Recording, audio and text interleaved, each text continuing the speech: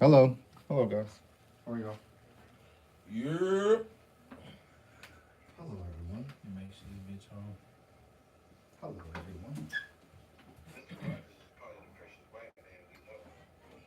Mr. Rogers? Probably. What I said, Mr. Rogers do? I don't know, guy. What you got? I got a pack for you, my neighbor. Testing. I mean, whatever Mr. Roger doing, he the safest in the neighborhood because that man was a sniper. You owe me a fucking. That's what we do. You owe me an ounce, neighbor. It's what I do. It's what I do. I think I'm gonna have to bring y'all a new cable. This motherfucker be short now. I be hearing it. Huh? Yeah. Oh, basketball times with them. Sure. Yeah. As a matter of fact, just send me the link to the one that we need, and I'll just buy that bitch tonight. Shit, you ain't gotta buy shit. I got two of them. XLR. I mean, unless you just wanna. I mean, if we need it, we need it. Yeah. You know what I mean? I got an additional offer. Okay, that works. We don't have that. God damn. Who not on? Tevin? Oh. Good, bro. Good. Just pick the right one up. Pick the right one up. Na, na, na, na, na. Here. On the Tizoob.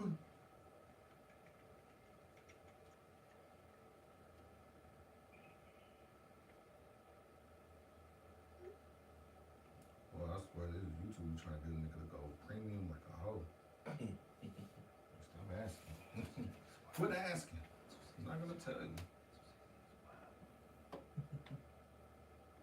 Alright, we good.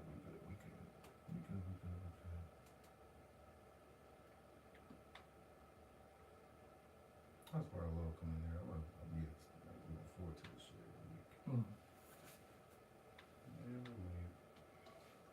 Even after that long day, be like, you know what? Let's get the pot tonight. Got me up all night. Yeah. I started to make a playlist with all my favorite codes. I've been meaning to do. Yeah. Yep. You saw that? Shout out Chris Long, man. I saw that. I was like, hell yeah, that's it. That's the one. Shout out Chris Long.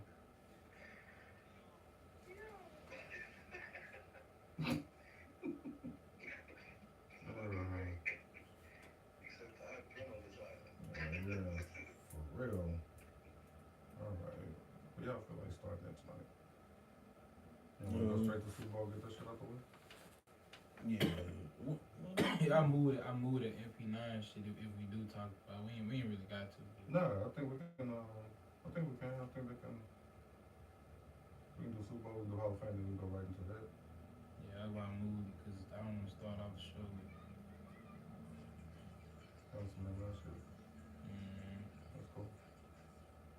Marty, you good with that? Yep, I'm cool with it. Got these recently. Okay. Everybody good? Everybody mic'd up? Everybody good? Everybody good? Everybody straight? Got their shit together? Got their mind? Got their thoughts? Their mind got their thoughts? Mic check. 1, 2, 1, 2. At your energy bar? Everybody good? Wake it up. I'm ready, buddy. Okay. Alright. Who y'all want tonight? Y'all want Hulk Hogan? Hulk Hogan. Hulk Hogan. If it ain't Macho Man Randy Savage, I don't want it. Niggas listening. Let me know. If it ain't Macho Man, I don't want it. Oh yeah, brother. So we already live over there. I'm about to hit the record over here. I don't know nothing about no fucking oh boy, whatever that. What you said? Hulkster? Listen here, brother. That nigga dead. That's crazy. I'm coming for you. Look, one of my coon people on my timeline, and finally deleted me when I said fuck Hulk Hogan. And he was like, I know what he said, but I ain't want him to die. I was like, boy, fuck him. I ain't seen that nigga again, man. And as a matter of fact, I don't like to call people significant other is like unattractive, but boy, that boy married him a very unattractive white wife. Like, I mean, goodness Oh, gracious. she white. If she white, you can say. Huh? What? Yeah, just making sure. What? 'Cause I mean, and I was just showing my wife pictures. I was like, look at her. This nigga proud as fuck. Right, that tell me a lot about you. Yeah, when I'm home, it's a lot more loose, I guess. You know what I'm saying? I try to tone it down a little bit for the timeline. Pity. Yeah, Twitter, I used to go crazy until I got in trouble on there. So Mhm. I got in trouble for like the wrong reasons. Though. It was the wrong reason. I was joking. It was Twitter, and I was joking. I think I told y'all this already. My wife was like, Of course, it's never a joke whenever it's us. but it's on Twitter. I was like, oh, we all just clowning around on Twitter. It's not that big of a deal. It's Twitter. It's Yeah, Twitter. that's how I look at it. Let X be X, bro. That's it. We we're live on one from like our preset, right? Yeah, we live. We live, everywhere live. I told y'all, don't incriminate yourselves, man. Don't incriminate yourselves. Me, incriminate, brother. Brother. It was the brother part. It was the Yeah, brother part. yeah. Oh, man. Absolutely. Me, criminal, never. Not. All right, man. Big cheers, big cheers. Big toes, big toes. I tell you, that not having beer thing until I go on vacation has been really fucking with me. Really fucking with me. Wait, so when do you go on vacation? On the 20th. That's how I knew when the 20th was. So of this month. Yeah. Okay, so you got a couple days. Yeah, but once I get there, beer and tequila, bitch. I'm not playing. I don't blame you. Not playing. It's gonna be a blast, man. Tequila on my mind. I was about to say Okay. some extra shit. So I want to say something. I seen a post today that kind of disturbed my spirit, right? Mhm. So somebody had the audacity to put Hennessy shots at a half a shot Mhm. and top that shot off with Don Julio. I want you to know the diabolical setup for this BS, right? I'm not with. That's all bad timing. Mhm. Every shot is a bad decision. I don't care who drinks it. It's People a bad looking for a decision. new way to get fucked up. Okay, so They are. this is my thing, right? I know, like, the 70s, 80s, 90s, 2000s, we've all had our crash out special drink or crash out special vice, Yeah, right? that's a fact. Why does it seem like the vices now are so much more, like, out of pocket? Mhm. Like, why is that a thing? Like, why are we trying to find new ways to eventually black the hell out? You know what I think? I think we should ask like the younger people in the room. First of all, what does younger mean? Because we're not too far off I from each other. don't know. I mean, I meant to say that to you last week. I don't know. I'm just saying it's like we can. Y'all, you are. How old are you? 32. You just turned 40. Yeah, but my brother is literally like in the same box as you. We grew up on the same things. That's different. We played Michael Jackson, Moonwalker, had Sega together, Nintendo 64. You had the controller that was unplugged. You wasn't really playing. Who? On 64? No, sir. We No, had. sir. No. See, he means Big Brother gave you the controller, but you wasn't playing. Oh, And that's where he got me fucked I'm up. thinking about the new That's where he got me fucked up. That's where he got me fucked up because I was on that bitch with the multicolored. Bring your controller to my house. We go to cousin house. Yeah. It's four controllers in a different color. purple, gray, Purple, yellow. green, yellow, orange. We all in here. You know what I'm saying? You ain't that far off. I know you're 40, but yeah. But still though, like I mean, y'all, come on now, you see it. Y'all see If it. I say 10 or more, then we can have a conversation. If you 10 or still, more. yeah, if you still within that 7-8 range, you still grew up on some of the Okay. same shit. So I'm gonna say this though. I'm friends with people again, 32. Give me 35 just based on me being an old soul. No, come on. I'm man. serious, bro. I grew up with grandma. But that would mean that. But so what I'm saying is, all right. So I'll give you 35. I mean that's 5 years younger than me. Yeah. Which means I'm sure that you know somebody that's 5 years younger than you, maybe 10 years younger than you. Mm-hmm. So you see how they drink. 10. Like I said, 10, we could definitely have a conversation. For sure. Come on. For sure. Ski. If I would have went to school, if I would have came to school, you was graduating, or if I would have seen you coming to do visits or something, I feel like we in the same Once I graduated, I would have visited. I mean, like, they was bringing us to do freshman orientation, or this is the school you'll be going to the next year or so. If I saw you there, you're not too far. Not too far. All right, man. I feel you. Well, look, man. This is a new episode of The Perspective Podcast, man. I am your host, call me Leroy, a.k.a. Tyson Jamal, or the other way around. I just get in the habit of saying that one. We got a full house tonight. Good to be here on a Tuesday. Got a lot of topics for you guys tonight. Got a lot of energy coming into it, as you can tell. Everybody's clocked in, man. Boog, how you feeling tonight, bro? Hey, man, look, bro. It's a blessing to be here, man. I'm feeling good, feeling great. It's a wild day. It's been a wild day, wild weekend. I'm sure. Hey, man, I've had fun this whole entire weekend, bro. So it's been up, man. I've been feeling good, to be honest. All right, man. And of age, Marcus, bro, how you feeling tonight? What I look like, if it ain't money, I don't look right. Again, a song every introduction, bro. Yeah. Tevin, what's happening, bro? With the fresh champion joint on. Cool, bro. Yo. Blessed and highly favored, my brother. Yes. Put that on the Lord. Hallelujah. Amen. Oh, wait, was that amen? Hallelujah. Amen. Amen. Everybody kind of did in their own way. Yeah. Oh, okay. Amen. I guess Amen. so. And of course, here, but in spirit, but also on the cellular, Marty. I don't like Marty. Yeah. Marty was kind of possible. I'm sorry, y'all. Let me try it again. Yeah. All right, man. My nigga not here physically, but he did call in, man. My main man, Marty Lee. What's happening, Brody? Alright, that's what the fuck up. Yeah. All right. You know what I'm saying? Like, I'm feeling good. I'm feeling great. You know what I'm saying? A couple quick conversations before the pod, which is always interesting. And you just learn more about your friends. And so, I'm feeling good. Let's get to it. Fellas, what's this, episode 92? 92. Yes, sir. Yes, sir, Ski. We're almost there, man. Episode 92. Come on, man. I think, Tevin, you 92, ain't you? Yes, sir. 92, baby. Alright. See? That's crazy. Well, the best one is coming up. So. I'm gonna say, see, when I said something, it's like, I don't know, born in 85. Yeah, bro. Like when somebody hit me with that, what year you born? 19. Hey, bro, I'm gonna flash out. I'm gonna flash out. Ain't no way, My cuz. brother and my sister born in '86, so Okay. Shout out to them. Shout out to them. Oh, they both about to hit 40. Oh yeah. They both. You know yeah. what I'm saying? Great year. Great year. Fell back, bitch. Bro, my niece told my sister that, hey, wasn't you born in the 1900s? I immediatly laughed. I hate that shit with a passion. These fucking kids that saying the 1900s. I don't like it. Bro, they so disrespectful. The level of disrespect for the younger generation is out of pocket. Man, I don't like it. I don't like it. All right, man. Listen.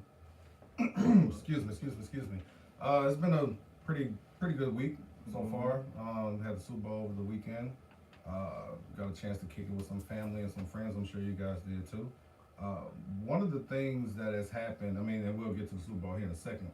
One of the things that has happened is that a lot of conversation around the halftime show and how a certain amount of people just don't fuck with it or didn't fuck with it at all. Yeah. My daughter hit me up on Saturday morning before I went and scooped her up. She was like, there has a halftime show that a lot of people are not happy with, and it's because the guy doesn't speak English.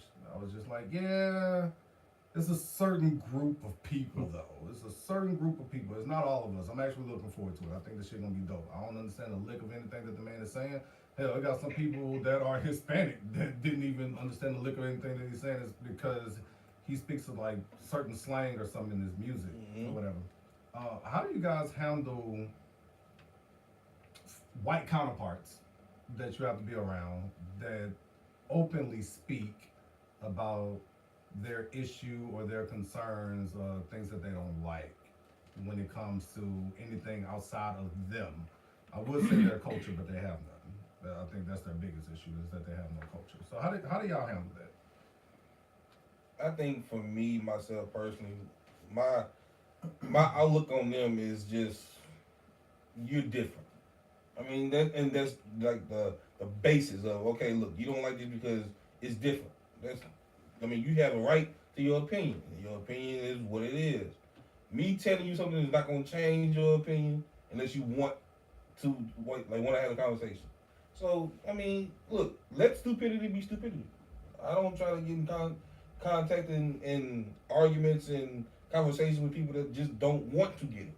Mm-hmm. They don't want to have an understanding. We don't want to have a conversation about anything. If you have your biases, you have your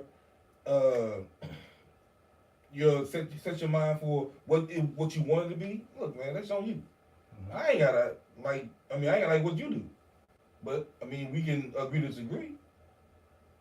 We don't have to be on the same page, and you don't have to like say the Super Bowl. Okay, that's fine. I mean, it's been plenty of times where I didn't like a lot of shit on TV. You turn the channel and keep it moving. Mm-hmm. So I mean, it's just weird, bro. It's not necessarily a big thing for me. This is myself personally, but I just try to ignore the shit. Mm-hmm. That's just what it is. Okay. Go ahead, Tim. For me, I just try not to give it no. I try not to just give it no energy for the most part. Like, I mean, especially if they coming. If I know the angle you coming at, I just be like, oh, okay. I mean, you just let me know who you are and what you think. So I'm like, all right, I know how to handle you from now on with any type of conversation. But I try not to even get into that conversation with people, like, because most time I only be mostly around the other, side, not other side, but of different races when I'm at work or something. When I'm at the crib, I'm usually with my homies, and they all kind of look like me. And we, for the most part, we'll be on the same page. But when I'm at work or something, and because my coworker, she told me today her sister watched all the other alternative halftime show, Which I and I'm didn't know like, that was a thing. yeah, and I'm like, oh, okay, well, I know how your sister is, but it's crazy because she was kind of trying to act like she is not with that side, kinda, because she was pretty much, well, I didn't watch none of the Super Bowl, actually. I didn't watch none of the halftime, either one of them halftime. But I'm like, I know who you voted for, because I can tell by how you talk, your rhetoric on how you speak. I know who you voted for, so I kind of know what side you are on. Regardless. But, yeah, regardless of whatever. But she was trying to just say, like, yeah, my sister watched it. I'm like, your sister watched it. Why you told me? Like, I didn't care. You know what I mean? Like, that's your sister, not you. You could have just left the conversation that I didn't watch the Super Bowl. You didn't have to say, well, my sister watched, and also my sister, she watched I'm like, okay, what you want me to? Do you want me to say something to trigger something, or Like, bitch, to fuck your try sister, to have a man. dialogue about it? But I just always try to give it no energy, and I try to, if I'm knowledgeable, try to educate when I do know, or if they are curious, or whatever. When we're having a real dialogue, a discussion, or something like that. But for the most part, that I don't even feed into it, bro. All right, Marcus. Marcus, go ahead. Marcus, you work with a bunch of Caucasians. What's going on? Yeah, it feels different, man. Just being like the only nigger in the vicinity. So I mean, I'm just being honest, bro. At times, it's like you definitely know that there's like sometimes I find myself in the middle of conversations that have nothing to do with me, or you find yourself like just walking into some shit that you know is like, oh, this is caucus. This is not for me. This is not meant to be for my ears. But it's like I do also sit back and just listen, because it gives me a different perspective on whether I like it or not, what they feel or what they think, or how they feel and what they think. But that's crazy I said that, because we had an HR guy come, and he's a black guy, and he was like, he made it very, he gave me the, that eye that you have with another black person. He was like, if there's anything that you ever need, let me know. Or if there's anybody that ever makes you feel a certain type of way, let me know. So, but for the most part, I keep it G, man. I don't say nothing to them unless they get out of hand. All right. So, okay.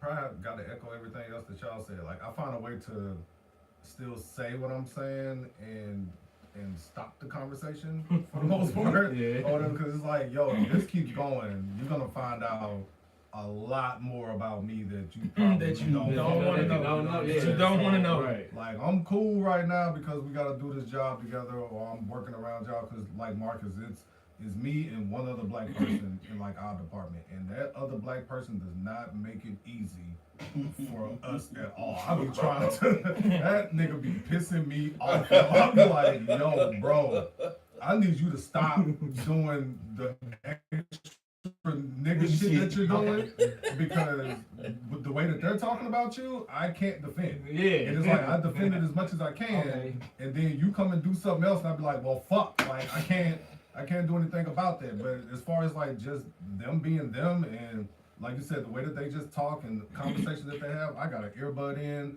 and I be chilling, like on my phone, listening to some shit or whatever. And then when I hear something like that peaking, I pause it real quick.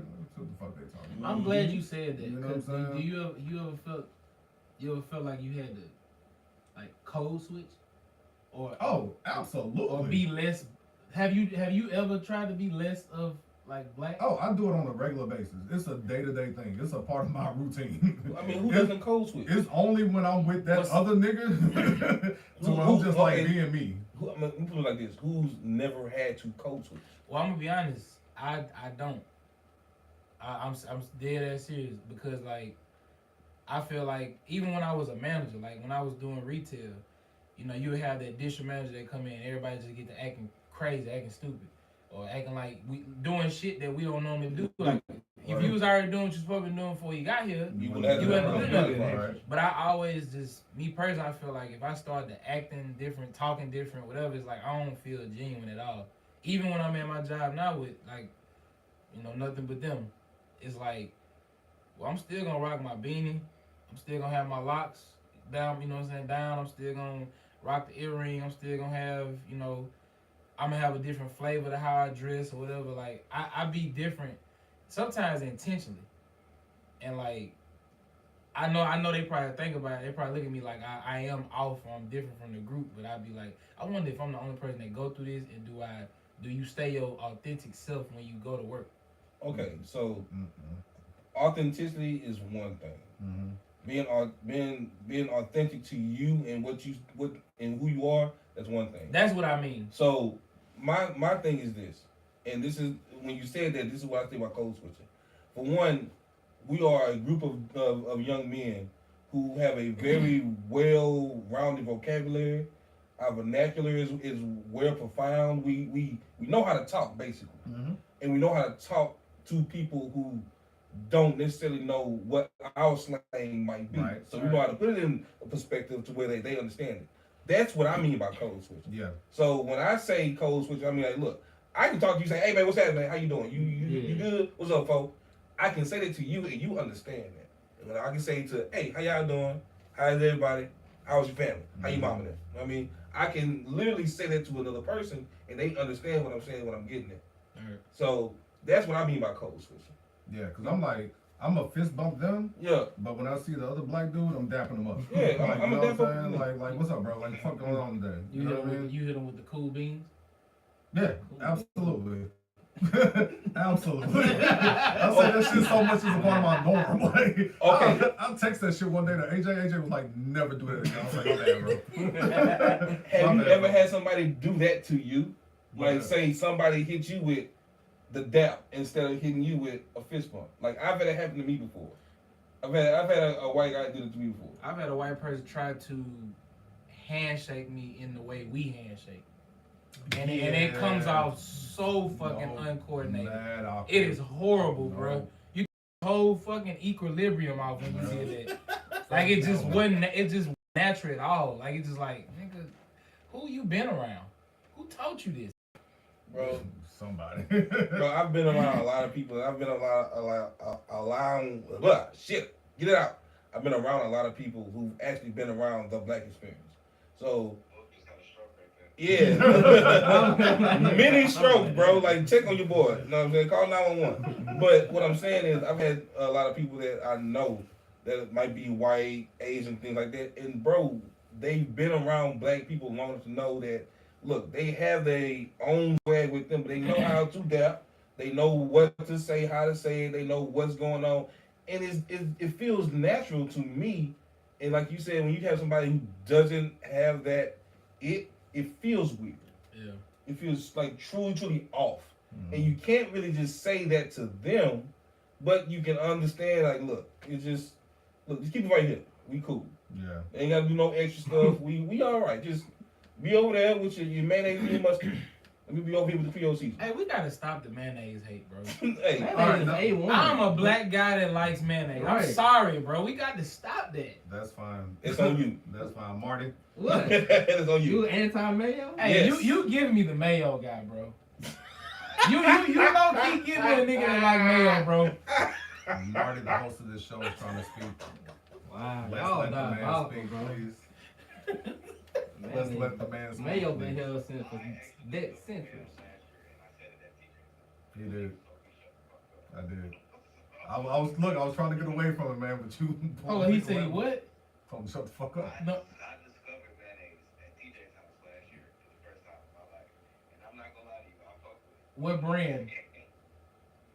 I don't know, whatever that shit was. I got from Outlaws. See?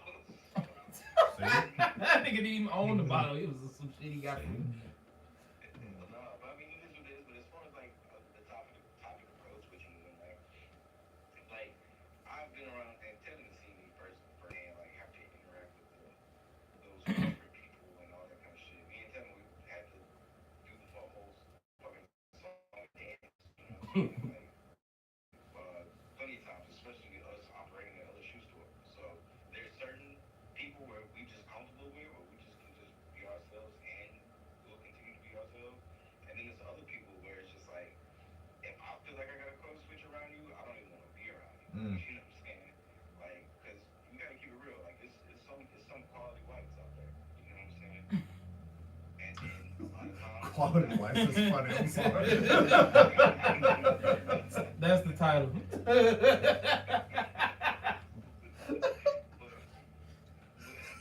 That's the title, bro. But yeah, bro, you know, it's just that's just what it is. I mean, I don't really do all that code switching shit. Fuck that shit. Cause you either gonna like me or like me for who I am, or just not fuck with me at all. And I'm cool with you. Heard that. Quality life is Well, again, we, you know what I'm saying? We're on our pro black shit right now. By the way, y'all have anybody you wanna holler at? Oh man. That is Damn, that's a good one. Good one. That is a good one. Yeah, you started. I'm gonna give y'all a little bit of time because there is a lady that I would like to highlight here. I would like to highlight Miss Christina Jenkins, a black woman and former wig company employee. She patented the sew-in hair weave, creating a method of sewing hair extensions and cornrows. You know, was started as a solution for versatility and hair protection, became the foundation of modern black hair culture and beauty entrepreneurship. So, shout out to Miss Christina Jenkins. Thank you. It helped our sisters come a long way with For their hair. real. You know what I'm saying? So, and you know, sewing will transform women. Oh, yeah, they will. Look, you know when it's vacation time, I gotta go get the hair did, bro. Well, if that's the case, then you know Marty came prepared and shit. And this is off the cuff. Shout out to the nigga that made the sandals that we barbecue in. Yeah. Yeah, since the grill man sixes then came out, bro, it's been good ribs everywhere, dog. So that's a part of black culture, you know, all the way from February through the cookout season. So shout out that nigga, bro. Real shit. Yeah. Shout out. I gotta get some now. Maybe that's why I be fucking some shit up. Yeah, I mean, I'm kind of there. I'm still the Nike slide. Yeah. The Nike slide on, but I gotta wear the socks. So I ain't made it to the no sock level yet. And that's the thing right there. I gotta have the socks on. Yeah. Like I cannot. I cannot. I officially have made it to the socks and the slippers. Slippers or sandals? No. Slippers. Okay, we got some. We gotta graduate. We gotta graduate to the sandals. Yeah, I'm trying to get the Jesus Walks 3s. Them is the ones. Officials. Yeah, them officials. Gotta get that. Straight up. With the phone on the hip, if the phone ain't on the hip, then I don't want no barbecue from you. Well, you know. I got the earpiece. The trucker earpiece is All hilarious. right, now. You know, I'm gonna have to hold it down till next week. I'm gonna let y'all have it tonight. I don't have anybody off the top of my head right now. They could let us know something next week. Hey, I do want to say shout out to all the truckers that listen to us. Mm-hmm. People that be listening to us that be out there on the road and shit. Greatly appreciate y'all. Greatly appreciate y'all. I actually have one. I was kind of looking at this today, like literally, when you said it, I was like, oh, I do have somebody, but this is just one. This is a female figure skater, Miss Debbie Thomas. She's a pioneer black female figure skater who made history as the first African American to win a major title, including the U.S. Championship and a World Championship. Hell yeah. In 1988. She's just one of many black figure skaters. And I just want to give a shout out to her. It's amazing that we do so many things and we're in so many avenues to where we can expand the kids' horizon for what they want to be and what they could be. Yeah. So it's just dope to have so many people that that go out into the world and say, I want to do this and nobody can stop me. Yeah. So shout out to Miss Debbie Thomas, man. Yeah, shoot, this the Olympics right now too. Yeah. Going on too. A lady just held it down. She just hit the first, a black lady just hit the first 1960 snowboard spin landing thing. She just made history with that. That was super dope. I can't remember. I gotta get her name. I'll do it here a little bit later in the show.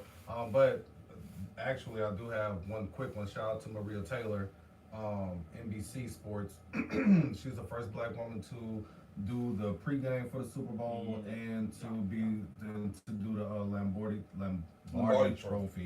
Yeah. Presentation at the end of the Super Bowl. So shout out to her. She's the first black woman in history to do it. The first woman since 1992.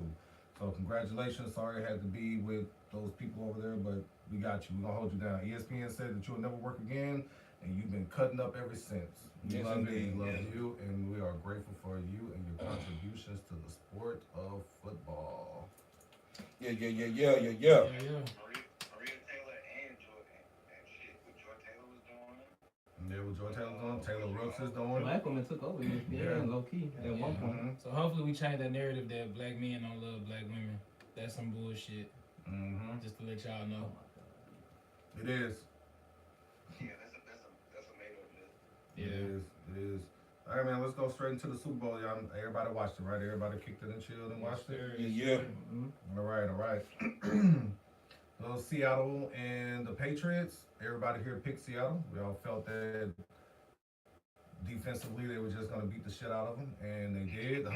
I looked for a heartbreaking loss, but a couple people up in here chose for a blowout, and that's exactly what wound up happening.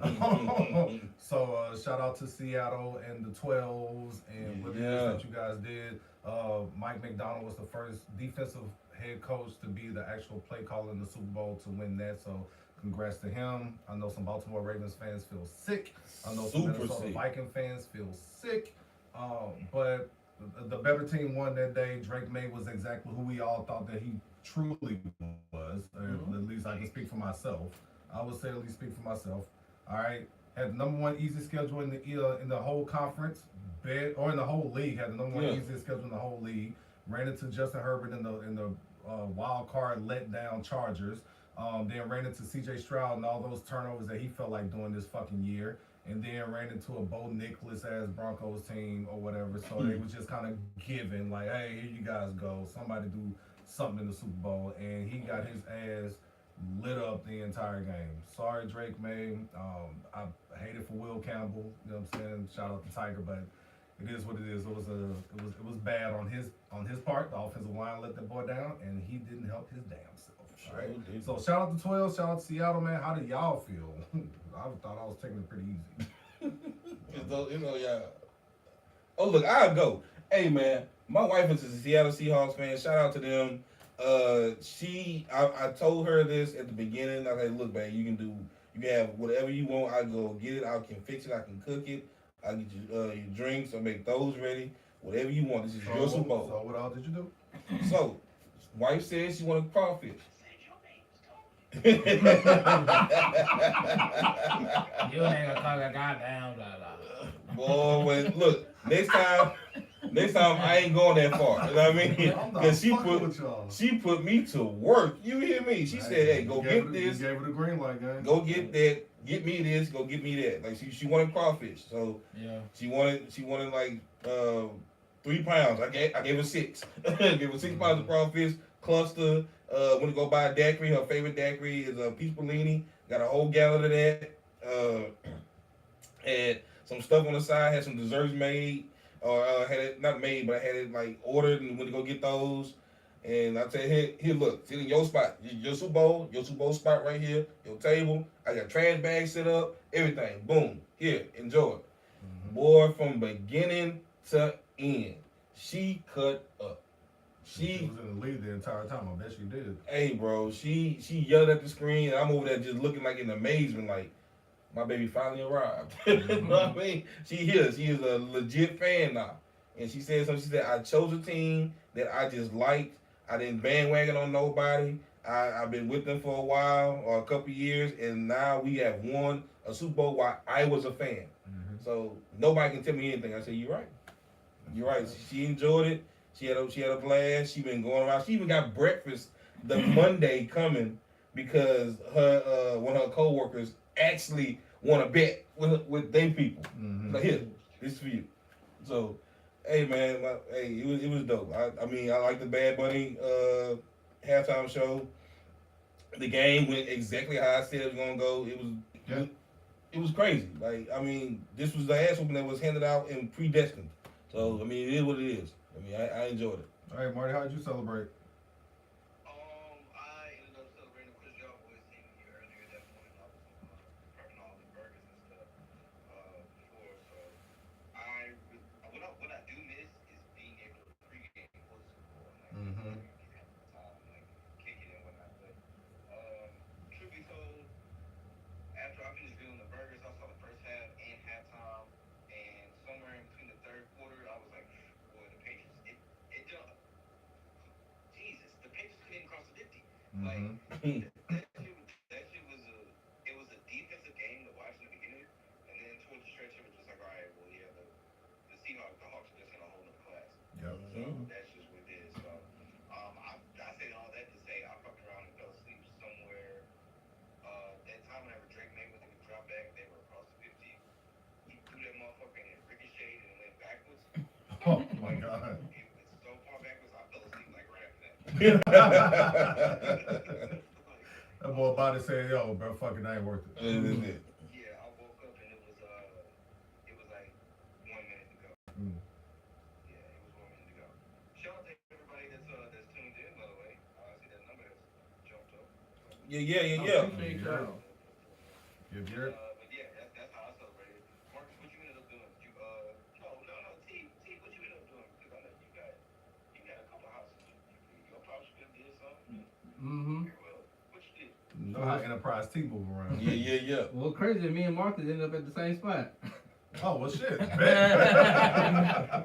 Yeah, my sister, her godfather, he had a party at his crib, so that's what we ended up. I ain't get to go to my boy Perk house because I was already tied up over there. So yeah, we was at his house watching the game. They got TVs everywhere, in every room in that thing. Had too much food. Matter of fact, I'm probably gonna pick up a plate still from my mama's house when we leave here. They had buku food. So the game, boo boo. But if you like offense, the game was terrible. I'm an offense loving person, so I love defensive I games. couldn't. I was like, yeah, this ain't my type of party right here. Every time I turned on the TV, it was like Seattle was moving the ball, New England was punting the ball every single time. They wasn't doing nothing on offense. They probably couldn't do nothing because Seattle. But I was like, yeah, I'm an offense guy. I need some points on the board. I need some, you know. I'm sorry, cut y'all. Hey, fuck that New England punter, by the way. My bet was the defense of the special teams of Seattle to score the first touchdown. And that motherfucker had the ball hanging every fucking punt. I was mad at the motherfucker. I was like, bruh, Rashid back there he's just itching for one. I know I got that motherfucker. I didn't get the defensive touchdown until later on, but it was too late. The tight end had already scored. I just wanted to say fuck him real quick. He thought they was just finna let that nigga get the ball. Hell no. Listen, we kicked it to Devin Hester. Yes, I definitely thought. But that was a kickoff. Like, you know, the game just started. We trying to see. That was just kickoff. A punt when you know, we ain't doing that today. You lucky you didn't mean shit. I would kick that bitch out of bounds every time.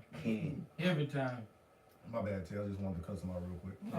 No, you good, but that was my thing. I ain't really enjoy the game much because I'm like I like offense and the offense it was just so bad. I was like, man, this is almost unwatchable for me. Halftime was cool though. I ain't understand nothing. I like the aesthetics of everything. I like how the video looked. All the visuals. Yeah, I love the visuals. I don't know what he said. I didn't really care about the message and all that. I was like, all right, let me just see what it looked like. Like what it looked like. If you ain't like it, oh well, I liked it. So you don't like it. Yeah, I'm just ready for Super Bowl. Shout out to Sam Darnold, my boy. Yes, sir. Got him one. Yes, sir. Before Josh Allen and Baker Mayfield and Lamar Jackson. Say it louder. Say it louder. Before Josh Allen, Lamar Jackson. Team game. Remember that too. Baker Mayfield. Team game. Yeah, Josh Rosen out there serving pizza. Hey, he's got a hell of a team, you know. Yeah. That's what you do when you got a good team. He's had a few teams, by the way. So yeah. Shout out to Sam though. Absolutely. Shout out to Sam. You got him one. Quality white. That's a quality white you need to have. That's a very quality white. Nah, we call him Ginger Cuz, bro. Shout out to Marshawn Lynch. Shout out to Marshawn Lynch. Marcus, man, we know where you were, but how'd you feel? Yeah. Well, yeah, like Tevin said, we ended up at the same Super Bowl party. Shout out to my homeboy for the invite. You know, it was some Mississippi family there, people there. So it was a Mississippi connection all the way. When I seen that pan of ribs, I knew it. When I seen that skin on the ribs, pause. Come on, that fried ribs? Man, the fried or the regular. Shout out to my pops made the regular ribs. Shout out to AJ Pops, Mr. Adam made them fried ribs. I said, you did them. I told you did them. I said, I taste every bit of that Southern. Yeah, I think the most fascinating thing about that game was hearing older black men talk about the halftime show. Oh, please get into it. Oh man, that was the funniest shit I ever heard. Get into it. Just 5 or 6 older black men talking about who the hell Bad Bunny.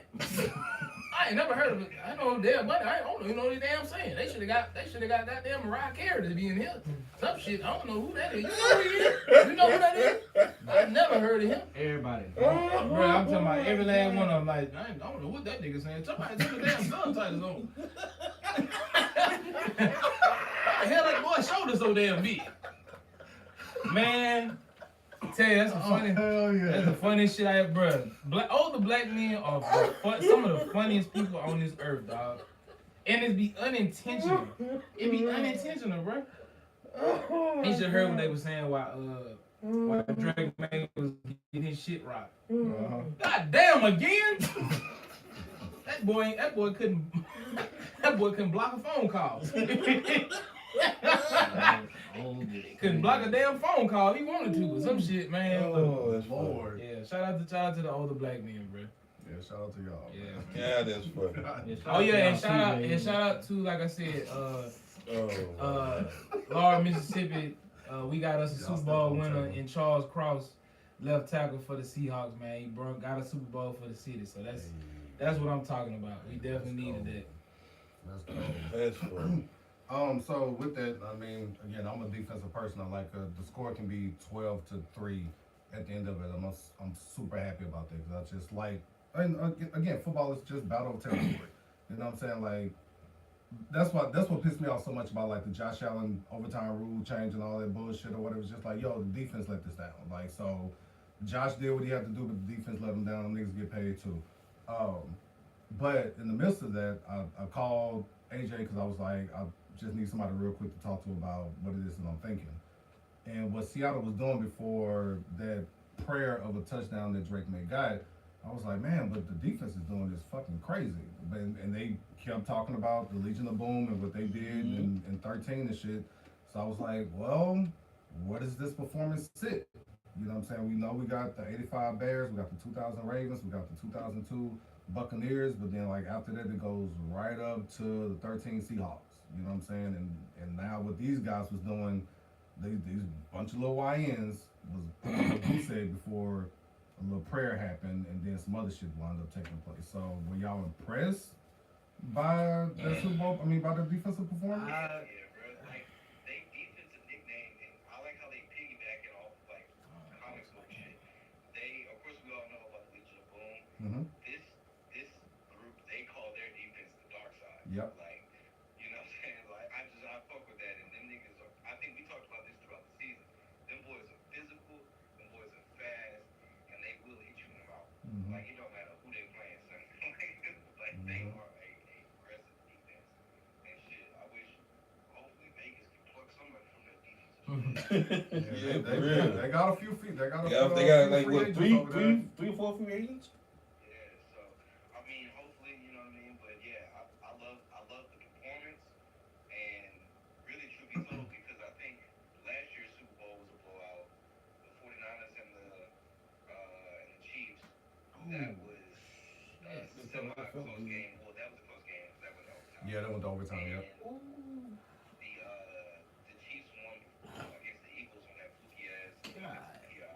That's all There that felt was some good. other things, but I just say all that to say this defensive performance has been one of the best in like I would say out of the last 5 Super Bowls for sure. Yeah.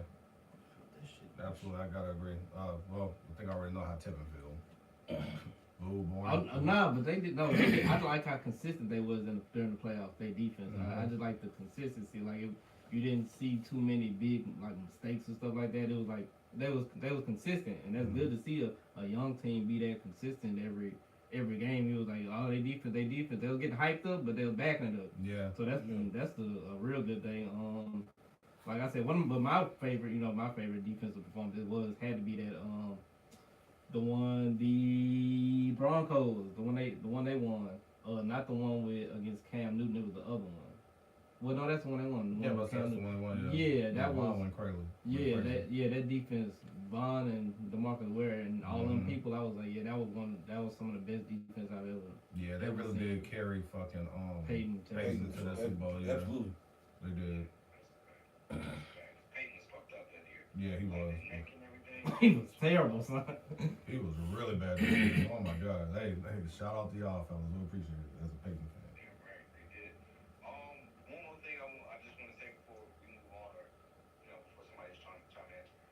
Didn't I say Kenneth Walker is Super Bowl MVP? You did. Yeah, You you did. did. You both. You did.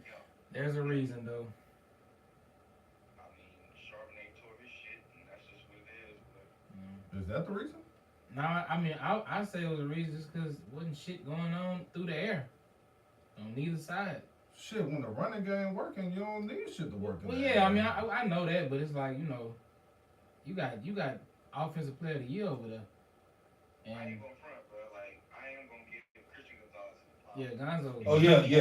Gonzo was Yes. locking shit down. He cut up, yo. Yeah, I was very impressed with Gonzalez, boy. Yeah. Yeah, if he didn't have 2 pass breakups, because he had one down in the red zone, I think that led to a field goal. Mm-hmm. And then he had the big play in the middle of the field, which would have put them in right outside the red zone. Like, he came to play. Yeah, he did. Yeah. I definitely want to, shout him out, because he had highlights. And Yeah. It's not often you see positive defensive plays, Normally when you get put on ESPN as a corner, like you did defensive pass interference or some dumb shit. Right. Yeah, shout out to him. Yeah, man, I was really impressed. I was about to bring that up too. I'm glad Marty said it. Like, I was truly impressed with Gonzalez, boy. I mean, you seen him have great awareness. Like, I didn't know his speed was like on par, but I don't think his speed was the biggest point. I think his awareness and how to get to the ball and get the move. His IQ was actually on full display for the Super Bowl, and it was impressive. Mm-hmm. It was very impressive. So I think if anything they got to look forward to next year, he coming back. he should be back with the Patriots. Like, I don't think they should be giving him up. Was he all pro one last year or something like that? He was. I remember him being talked about real highly last year too. He's been good since he came out of Yeah, college. but they don't put many Patriots game on TV. But he was talked. I feel like he was talked about pretty highly last year too. Just went under the radar. He was supposed to be an Atlanta pick, so. He was? Yep. Oh, that's tough. That's crazy. That's tough. Yeah. It's okay, bro. Oh, that's Shout out sickening. Gonzo, bro. That's sickening. I did not know that, Yep. bro. That's crazy. It was. I think if I'm not mistaken, I think that was the same year between him or Devin Witherspoon. Yeah, I got Witherspoon. And they was really slating us to grab Gonzo, and I think that might have been the year we got Pitts. Oh. So I mean, I'm right there with you. We, instead of drafting Tyree Wilson, instead of drafting Christian, we drafted Tyree Wilson. the one from Texas Tech. Yep. Yeah. He See. had a broken leg. Yeah. We drafted him. Yeah, I remember that. I remember that draft, and I'm like, bro, we needed another corner so bad. I didn't give a damn about no tight end. You could find a tight end, but Yeah, he was second year all pro. Yeah. Second team. Okay, because I remember on ESPN they would talk about him a little bit. just imagine Gonzo and AJ Terrell, With that safety, who y'all say that safety? Jesse y'all got? Bates. Jesse Bates. and then we got the new dude Watts. Yeah, I've been tough. Man, What could have been? Yeah. Ah. If it was a fifth, we all be put in the drunk. book. What could have been? yeah, I hear him. Look, he threw a shot at me earlier. Everybody missed it because y'all was talking. But y'all here on the playback. It's cool. I just know we swept the Saints twice this year, so that's all I know. Hey, it's 2027 now. You know, it's 2026. Nah, we sweeping that motherfucker straight to the trash can in It's 2026. You I know. don't know about all that. Yeah, I mean, That was in 2025. Oh, y'all getting swept again, buddy. Ain't no way. It ain't shit changed. Ain't no way, y'all. Yeah, Y'all both changed. for y'all. Hey, man, it's finna get worse. Y'all quarterback mad. It might be finna get worse. Well, I'm glad you mentioned that, Tevin, because Marcus got something to say about his quarterback and some other shit that's going on in Atlanta. What the fuck? y'all got troubles, cuz. Yeah, I'm gonna just make it real quick. Atlanta right now is, I think we really are cursed, my boy. First off, how did your defensive rookie of the year, runner up, just a few days after the the award, the end of the year award, you ended up having a domestic violence situation where 7 officers got to pull you out of a Lamborghini truck and try to get you down on the ground. You know what I'm saying? We gave up a first round pick for this dude, man. Like, came back into the first round to draft him. He helped us without, I'm not gonna help. He was a 10.5 sacks. He was a part of our defense. Finally getting some pressure on the edge, and now you might be getting pressured out of the league. So, yeah, I hope that they give him a second chance, but I don't know. He hit an officer in the knee With his car, didn't With he? his car. Yeah, with his car, and he also was with Rakia Jackson. And she got a lot of So pressure. yeah, man, I don't know, bro. We can't ever catch a break, and then with us changing our regime, coach, staff, all that, head office, bringing in Matt Ryan. The big question that has been going on for probably about a week before the Super Bowl was, did we waste a pick on Micheal Penix? Is Micheal Penix the answer to our quarterback situation? Can Micheal Penix do play action? Can he bend his knees to actually do play action? Can he only play shotgun or play action, whatever? Like, Stephen A was on his ass. Good Morning Football was on him. Matt Ryan didn't commit to having him as a starting quarterback, and just a season and a half ago, everybody thought we was okay at quarterback going forward. So I guess he feeling the pressure, or he been hearing the doubts, and he came out with a statement pretty much just summing up the fact that as a man or as a football player, like, you have a lot of doubt. He didn't get this far off of, just off of, no hopes and dreams. He got this far off of hard work and going through stuff. So that just made me kind of think about, like, have y'all ever been in a situation where y'all think people doubted y'all, and how do you respond to it? Or do you like being doubted? That's a good question. I think I'll start by saying I don't like being doubted. I don't know. I don't like people not liking me though. It's a weird thing, or a weird trait for me to be like to have at 40 years old. But when I find out somebody like don't fuck with me for whatever reason, I'm either shocked by it or I want to know why. Yeah. You know what I'm saying? Like I don't walk around with I don't know some type of chip on my shoulder or anything like that. But if it's like a doubting thing, like then what do you doubt me at? You know what I'm saying? Because the things that I care most about, I make sure that I'm efficient at. I make sure that I execute extremely well at it.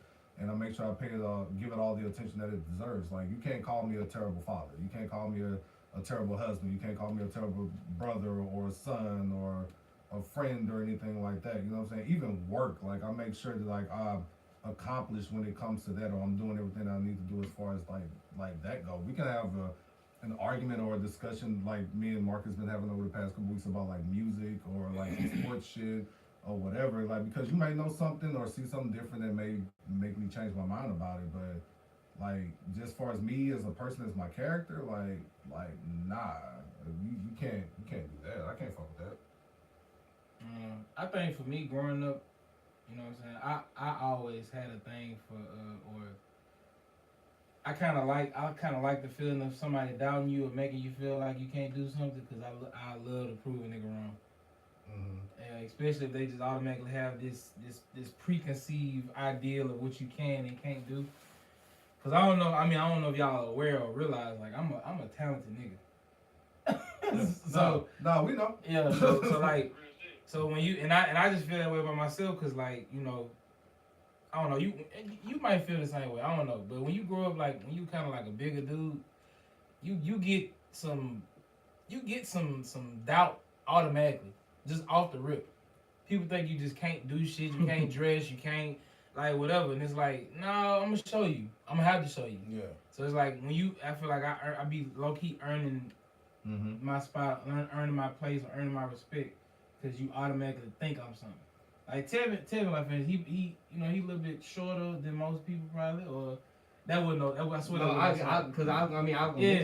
but like, if you know, I know you can hoop, so if you never probably seen Tevin hoop pick up a basketball, you probably wouldn't think Tevin could play. You know what I'm saying? But that doubt probably will feed you on some competitive shit. Okay. So for Michael, like I know you the first black quarterback we done had since Vic. True. You are a left-handed quarterback at that. Yeah. And they tried to paint the narrative that based on your injuries, you know, you can't even do the one essential thing as a quarterback, which is get on the center. So they just pretty much writing you out fully. So I hope that it feed him to, you know, give him the energy or whatever to come back and shut everybody the fuck up. Because it's going to be good for us and good for the league. So how'd you feel about the post? I mean, we're going to get to everybody else, but how'd you feel about the post that he put out? Well, before you get to the post, there's a comment down there. That's gotta be my sister. And that's one of the homies. Shout out to my dog, Lil Monty. He said, Penix needs a coach to help develop him. Stefanski not it. He had no success developing quarterback, so Atlanta's cooking my boy. And that right there is a part of the doubt. You entitled to your opinion, but we also got Matt Ryan in the building. We also done bring in some Hall of Fame coaches other than Stefanski. So I don't know what they didn't allow Penix to do or show that he had the ability to do. It's obvious he got an arm. He has accuracy. Now it is off sometimes, but at the same point, it's his mechanics. He might not even develop him as a full-on quarterback. He might just be able to come in and actually help him develop his mechanics and make him a better quarterback. Because the person we had as offensive coordinator last year, this is his first time ever being an OC for an NFL team. You got a defensive-headed coach that don't know how to call fucking timeouts. So you know he don't know how to manage the game and a quarterback. So now you got you got a GM that's coming from a winning organization. He come from the Bears for this past year. He came from the Ravens and the Eagles.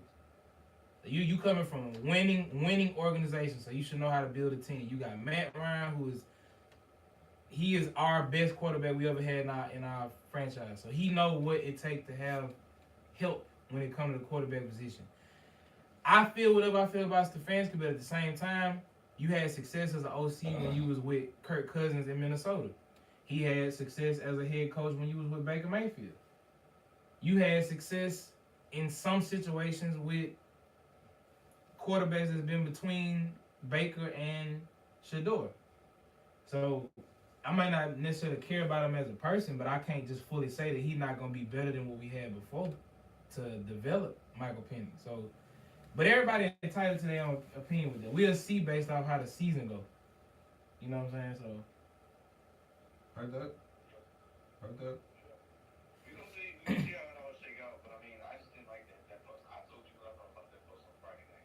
And I seen that fucking short story this nigga wrote. Boy, you said this I'm out here. Good luck. Yeah. Good luck to you this year. That's all I got. I know a lot of y'all missed. It seemed like a lot of y'all missed the whole week he was having, like or the week or two, whatever, because like it was just everywhere. Steve, like I said, when Stephen A. speaking out on some shit, and they talking about it on Good Morning Football, and they doing it at the pre-Super Bowl interviews and all that, and then you got your new GM speaking on you, and everybody doubting you that you can move past the injury is like, I don't know. Yeah, he could have probably kept it short and sweet, but I hope it fueled him to prove him wrong, prove everybody wrong, make yourself a better quarterback. I was there with Anthony Richardson. I agree. Go prove it. Yeah, that's what I want the proof. Okay. All right. Oh shit. You good? How you feeling, Tevin? You good? You got shit to say? Oh no, I'm good. You good? Bug, you ain't got shit to say. About to move on, bro. Yeah, I'm good with that, man. All right, bet, man. Look, the Hall of Fame, real quick, just to go on and shout these guys out, man. We had a couple people that went first ballot.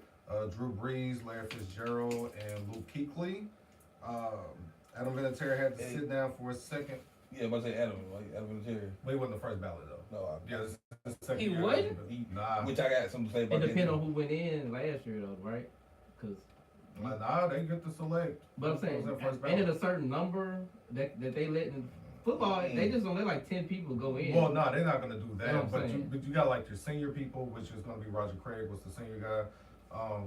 But outside of that, like, nah, they get to select. I think it's upwards of like 5 to 6 people. Yeah, I just want to. I need to know I want to know the people last year that he didn't get in over. I'm gonna have to look at that I'm and gonna see have to real look at quick. it. As a Yeah, matter of fact, one of y'all can do that. But like, yeah. So shout out to Drew Brees. Shout out to Larry Fitzgerald, who was my favorite wide receiver of all Mine too. time that didn't play for the Colts. Mine Luke Kuechly, I mean, I felt that was obvious. Dog. Like, you know what I mean? Yeah. Patrick Willis went in first ballot. Dog. I mean, you know, so.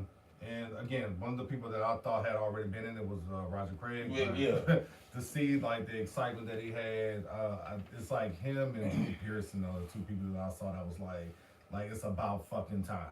You know what I mean? Along with Chris Carter too, because it took him a little bit to get up in there. But That's so weird to me. Like I don't get that. That's just me though. some of the people that you expect to probably be up in there or should be again unanimous, it just aren't.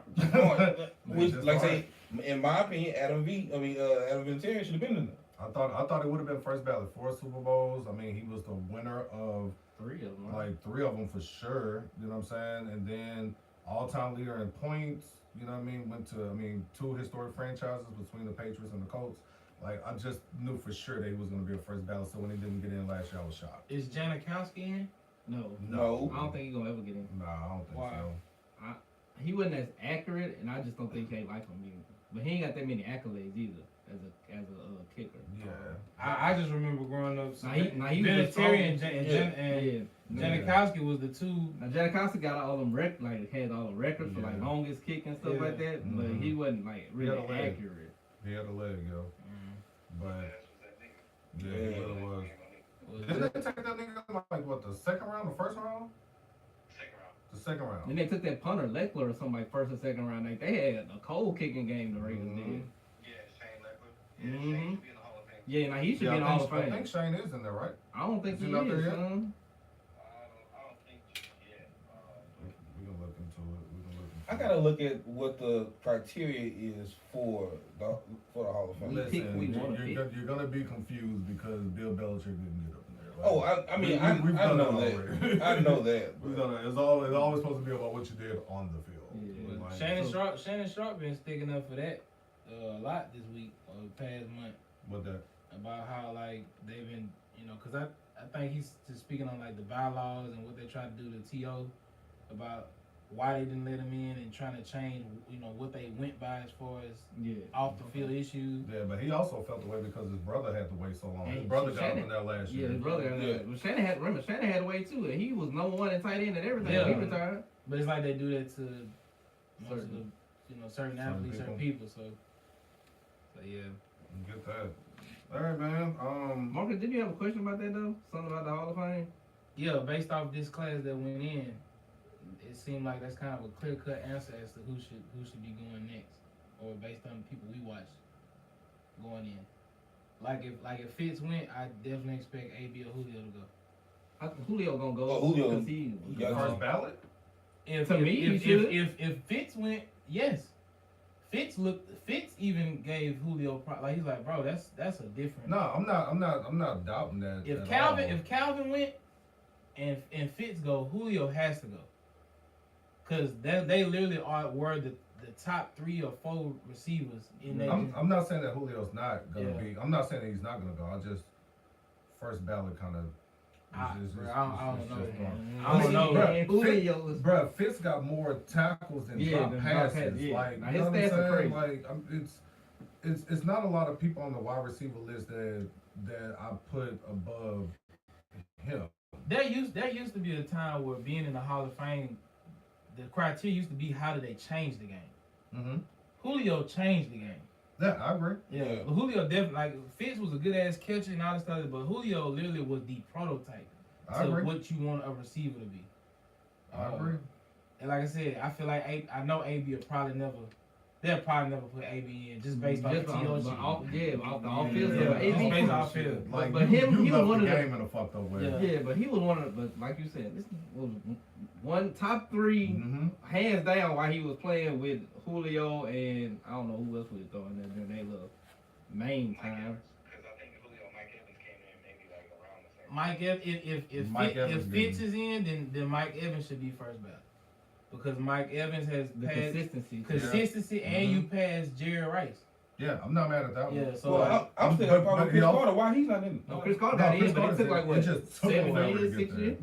But that's my whole thing. he Why was did on they take drugs and shit too though, so they probably looking at his Yeah, drug. he moved around and things like that. But they ain't like him like that either. The media Yeah. really, they ain't like him. Cause think about it, he was doing all that. They was giving all the awards to Jerry Rice and they gave some to Sterling. Well, Sterling deserves some of it, but Yeah, like no, all the Sterling. awards they was giving them to other people. He was like, man, I had the most catches, most yards. Michael Irvin, that's giving it to him too. He's like, had the most yards and catches and touchdowns, but I'm 3rd team All Pro behind them people. Like, see, but that's when them rings come into play. Which is- so. yeah. But it's like, so for me, the Mike Evans, I feel like that's again just it's an automatic thing or whatever. Like the only reason I question the Julio shit is only because like that there's no ring there for like the first ballot part. What Larry did and how he presented himself and everybody they had to play with, that kind of it's like your numbers and everything speak for itself. Again, that's not me saying that all like if he were to get first ballot, I'm not shocked. I'm happy as fuck for Julio. Like I am. I'm not shocked about that at all. I'm just saying if he doesn't get first ballot, I wouldn't be shocked. Because usually the ring probably Yeah, the ring gives you like a little bit more. Well, Calvin got it and he ain't won a ring.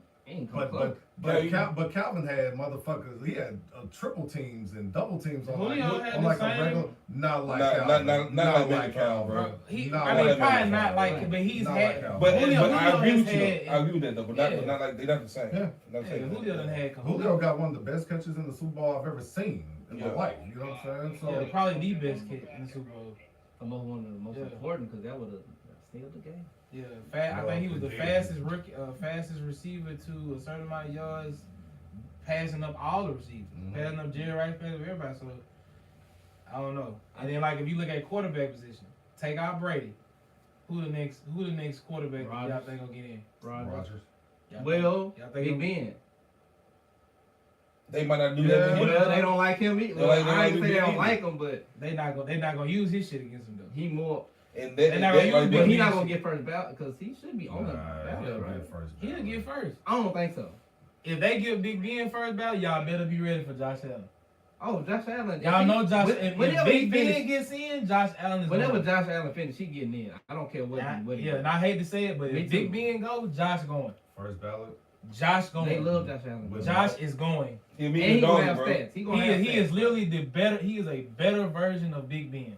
Ben got 2 rings. They don't give a shit. He is going. Ain't Jim Kelly in there? Yeah. If Jim Kelly in there, No MVP. he going. What When you? it comes to them quarterbacks, they really give a fuck about them rings.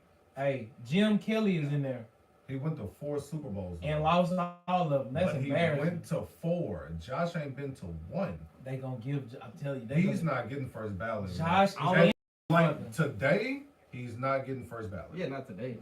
Today's not getting first on ballot. our standard. He not. Them white people gonna get him in there. NFL, Eli is not in there yet. I'm just arguing about the white people. I ain't saying we. Eli is white and a Manning with 2 Super Bowls, and he's not in there. Don't he gotta wait for his turn? He ain't been. Yeah, They he's do the first eligible year, now.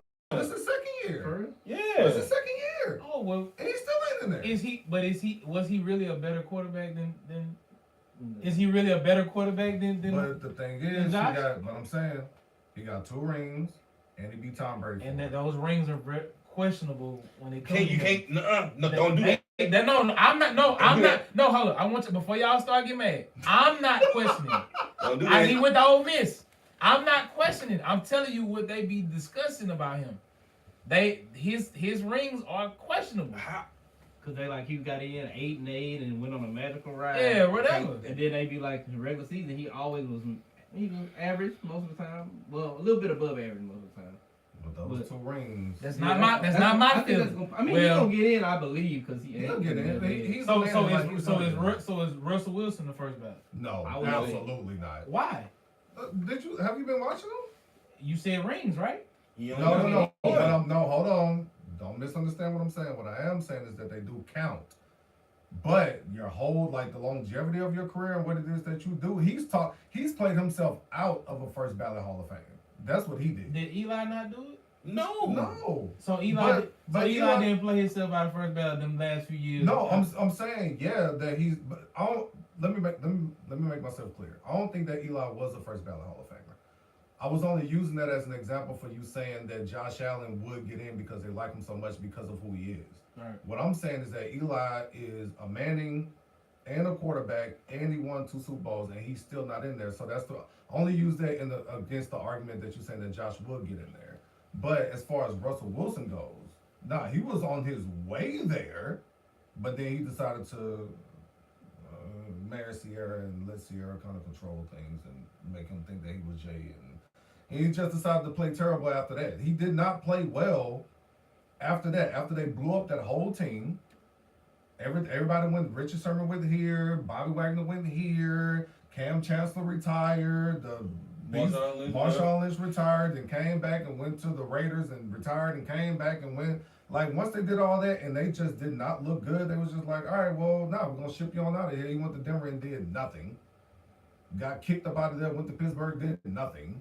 Got kicked up out of there, and now he's over there in New York, and he's blaming it for everybody else. No, nigga, it's you. I got a different question here.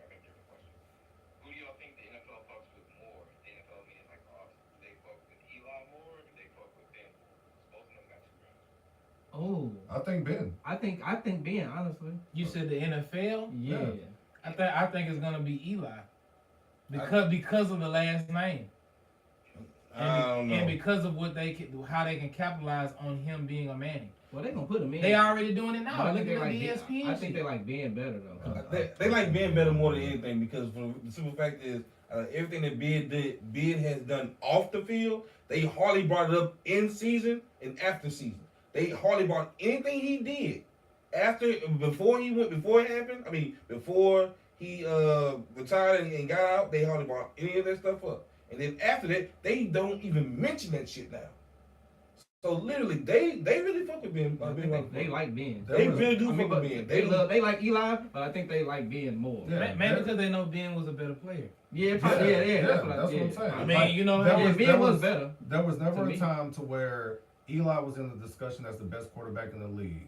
Yeah, he was always fighting with Phillip Rivers. Yeah, exactly. Eli Manning. Yeah, I believe you. Exactly.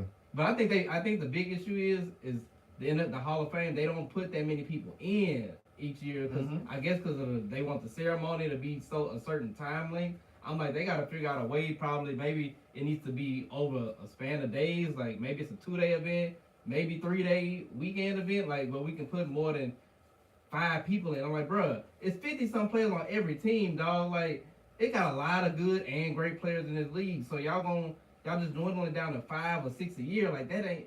To me, that ain't enough. It's like the time length and the criteria. I think the criteria, the exclusivity of what the Hall of Fame represents. I think that literally it could be more people that get in, but to have that many people get in every so many years gives it exclusivity. yeah. Well, we tripping tonight. Yeah, big time. but the problem is, like I said, I agree with T. Like, bro, they need to stretch it out more. Like, we have a lot of great players, offense and defense, that deserve to get in, that we think might be first round or at least get into the Hall of Fame. Don't wait that many damn years, bro. Like, some of this shit just don't make sense to me. Like how we said, Vinatieri ain't in. Yeah. Like, I thought he would have been in. he should have had, like, he should have been in with this class at least. So Justin Tucker should be the next one. Justin Tucker, Yeah. should be the next kicker. But He should will- go but will he- but will he? He should go good. first ballot, but he's a kicker, so they might not penalize him, but they're like, oh, he's a kicker. Well, the shit he got going on right now. Man, I get that, but that ain't got nothing to do with how cold. Hey, he but I'm was. saying, Yeah, based on how they judge. But you know what I'm yeah, saying? they So- be using stuff like. I think that's the thing too. We don't know how they fucking. Well, judge. that's why I'm. That's Right, why but I'm Lawrence asking. Taylor was, That's why I'm asking the question. and Antonio Gates was. But see, Lawrence Taylor different. Lawrence Taylor changed the entire changed outscape the of game. football. on period. cocaine and with them hoes. He had them hoes. Like, so Lawrence LT doing what LT did, but also being a pivotal point in football NFL Yeah. history. I mean, It's he no reason won why. it. He won Two MVP. positions. Yeah, you change two He positions, won bro. MVP on defense. That's crazy. The last one. But like, think about it. Okay, a player like Antonio Gates, he got caught with steroids, didn't he? Yeah, He in the Hall of Fame. yeah. So what did they? Was he first round too? Wasn't I don't know. He got in last year. No. He got in last year, so I don't Did know. they put Gonzalez in yet? I was Yeah, about he to got say. it. Nah, he's not up Wait, he yet. not eligible yet? Nah, My it boy should gonna be be- next year. my or boy the gonna year get after. in. You sure? I think Gonzo is in He there. got to because he retired. And if a he while not ago. in, he going. He should have been first ballot. If He won. going. I think he get. Conversation going, I got it. Okay, because I think he was first ballot. I think Gonzalez was Well, first he ballot. would be first ballot, yeah. Yeah, but like, I'm trying to because think about it, we got remember players like when he DeMarcus Ware coming up one of these years, like good people like that. Tony Gonzalez is in? Okay. Dwight And I'm Freeney certain is he was first in. I ballot. think He Dwight was just on the went he in. was on the ballot, huh? Yeah, Dwight just went in. last year. Yeah, Well, 2 years ago. yeah. Yeah, because he got in before Jared Allen. Because there's still a couple Colts that we like waiting on, like Reggie Wayne, Torrey Torrey Holt. Torrey Holt. Like Torrey Torrey Holt Holt, still like is Torrey in there, Holt should be yeah. in the Hall of Fame. Like Yeah. what we doing, dog? So that was when I cussed out Peter King last week. That's what it was. He said that about Reggie Wayne and Torrey Holt. He was just like those two didn't change the game or was that impactful because of who they Are you had throwing serious? the ball. It's just like, Seriously? nigga, are you fucking kidding me? Somebody still gotta catch the ball no matter That's who what Reggie throwing it. Wayne said. Yeah. It's just like, well, I guess somebody got to catch the fucking ball. It's crazy. It's Like I Torrey don't know. Holt got all of. He was the one with all the All Pros, while Isaac Bruce was got in the Hall of Fame. He's like, wait, I'm the one who was the You know All what I'm Pro saying? and Pro Bowler. doing my shit. Yeah, but I think they just could get away to put more people in every year. It ain't gotta be 15 or 20, but can we get a couple more people? I say besides 10, five? bro. Yeah, besides 5 or 6. I mean, in the Hall of Fame. And if you don't especially- have, if you don't have 10 people that year, it's fine. Mhm. But at least can we get like that up to 10? Like get the max that you possibly Yeah, can. 'cause Like, people- baseball have no problem doing like 2 people. So Like they do not care. They be like 2 or 3 people. They're Nah, like, who's that's good it. enough? You ain't good enough, so yeah, we just gonna do 2 this year, y'all. Mhm.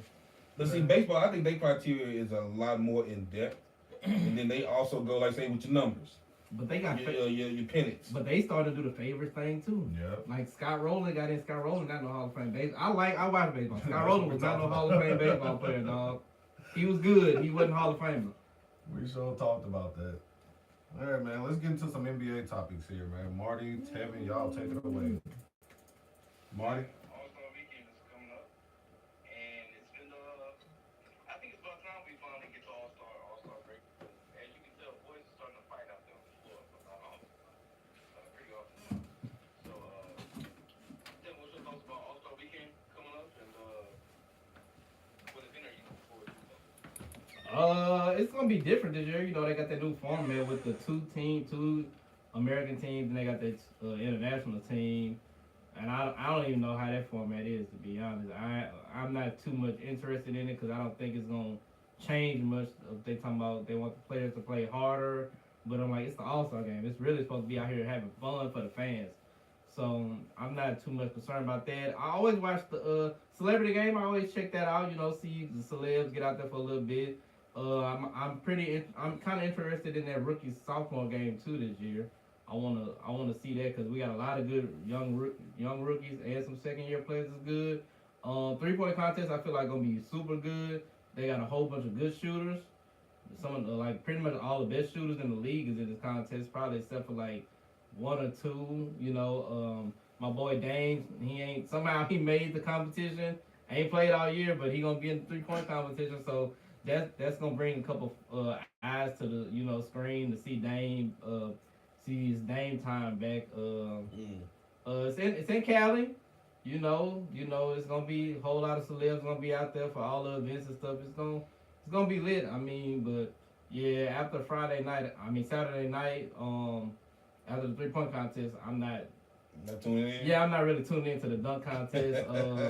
I might, because it's some kids we don't really know who they are. I want to see what they can do. You know, they got in the dunk contest. I'm gonna check them out. But the 3-point contest is gonna be probably the biggest event. It has been for the last couple of years, honestly. I think it's fair. Okay. So the two that are competing in the 3-point competition this year, we got Dame Lillard, as Tevin said. We also got Devin Booker participating. We got Colin Knuckle from Charlotte. Yes, sir. We got Tyrese Maxey, Yes, sir. Donovan Mitchell. Y'all know how I feel about Spider. Just you know that. Jamal Murray, and Bobby Portis, and Norman Powell are all in the 3-point competition this year. So if I had to put some bread on it, I would say Devin Booker, but I'm gonna take my sleeper pick is gonna be give me Maxey. I like that pick. I'm gonna go with the rookie. I'm going Knuckle, but if I had to pick, but my second would be Maxey. But I think the rookie. I think he a real shooter, bro. I think everybody gonna see how good of a shooter he is. Yeah. Also, the trade deadline came and went. There was a lot of smoke around Giannis's name, but he was not moved this trade deadline. But I think there's Giannis and John Morant. We definitely had a conversation about John last week, but both teams stated that they will revisit the trade market for both of those players in the offseason. And there's another trade with a couple that Tevin you mentioned earlier. You want to speak on that? Oh yeah. Maybe a couple gets moved to the Bay Area. Right. Yeah, it's some reports out there that both like the Golden State franchises, WNBA and NBA, they trying to get Bam and Asia to come play in Golden State. So they say working on some stuff behind the scenes to try to get Bam and Asia playing in Golden State. I'm like, that's a great marketing strategy. It really is. It is, man. Diabolical. I ain't gonna lie to you. Well, that's a great marketing strategy. I'm trying to get a couple to come. Like the fans, they gonna love that. So shout out to Golden State and whoever trying to make that happen over there. Yeah, shout out to them. Right. Yeah, the NBA season is as you can tell, y'all know the faithful that watches and listens. This was once upon a time. This was a basketball show, but over the years it's changed to a football show. But this is the time of year where basketball tends to take off. March Madness is it's around the corner. Conference tournaments is around the corner. So yeah. T, you got any more thoughts on the round ball before we move on? College basketball, brother. All them freshmen. This is one of the best freshman classes we gonna see probably ever. Like, yes, this draft is gonna be full of freshmen. All of them crazy. We didn't have like 5 or 6 different freshmen score 40 this year. Like, it's up. You got a top 10, top 15 pick this year. You're gonna be pretty happy with whoever you take. So that's gonna be the thing to look out for, is how these draft picks fall and how these players perform when the lights come on, in March Madness and stuff. Because pretty much all the big time freshmen. Like we watching one now, Arkansas, LSU, A Cuff. He gonna be one of them lottery picks. They comparing him to Stephon Marbury. So and they saying he might make top 10. So that just lets you know how good the talent is this year. Yeah, it's tough. Class D. Definitely, I tuned in Saturday to the BYU and Kansas game, and that was a good matchup in between those two. I'm forgetting those two freshmen, but the two guys there. Kansas has a freshman, and BYU has the sophomore kid. So yeah, this is gonna be a real good class. This is gonna be a really really good class, and I'm interested to see how these boys pan out as the season goes on and what franchises they end up landing with. Do y'all feel that they about to like kind of change things, or like their name is going to be made even more when they get to the league, or like are they that good right now that when they come in they're going to make an instant impact? Mostly the guards, most of them already kind of got a name. It's a few, the one he talking about Peterson, like everybody know him. Like he probably the best prospects is like Kyrie. And where's he playing at? He played Kansas. Okay. Him, AJ, he got a name. He played at BYU. He one of the highest NIL athletes.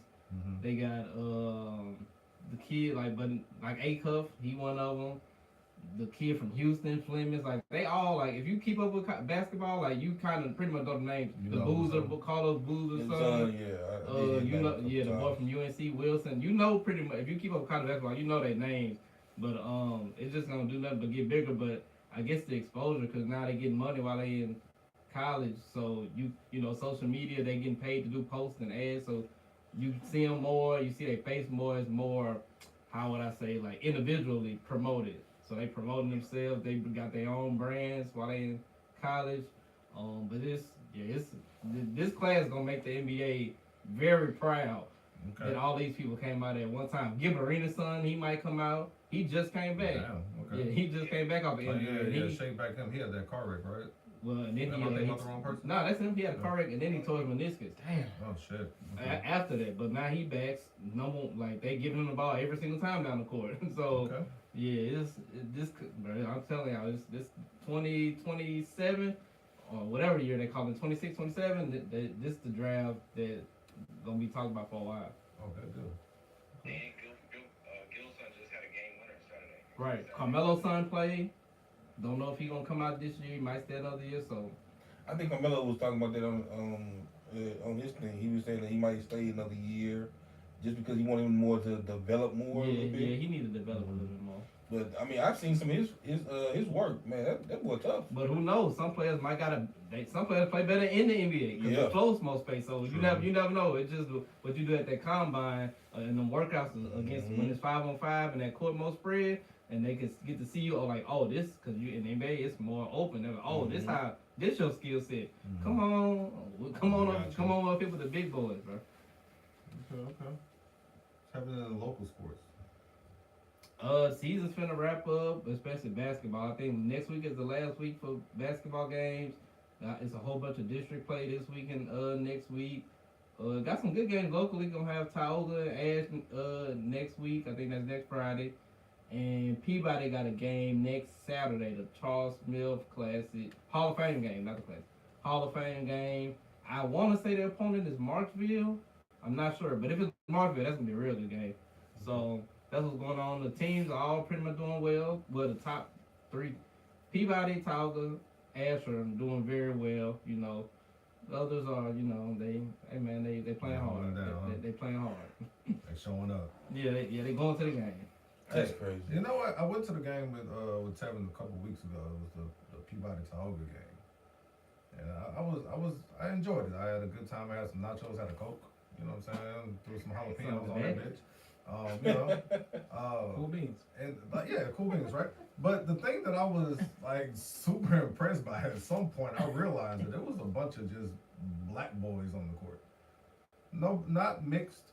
You know what I'm saying? Not a little light skin or nothing like that. You know what I'm saying? I mean, they had one little light bright, but I'm almost certain that his parents are both black. I just want to say it felt really good to watch a basketball game to where it was all black. I had one kid with Peabody that had dreads on. He was talking shit the entire time. I thought that shit was dope. Oh yeah. And then like low fades. it wasn't like I don't think I saw like a couple Jadens out there or a Jalen or you know what I'm saying, somebody where his white mom was sitting out there telling some go baby go. Like, you know, I just wanted to say shout out to people out in Tioga for putting out some good product of melanin on the court. Appreciate you fellas, man. All right, I just want to put that out there real quick. I meant to say that shit last time. As too, we ain't got no white players. No. No, I think No, they got we one. don't. I don't know. I think they got one light skinned kid. Hey, let's go, man. I like it, bro. I can't watch an NBA game today without look at this game that we're watching right now. I know it's college, but it got some like see him right there?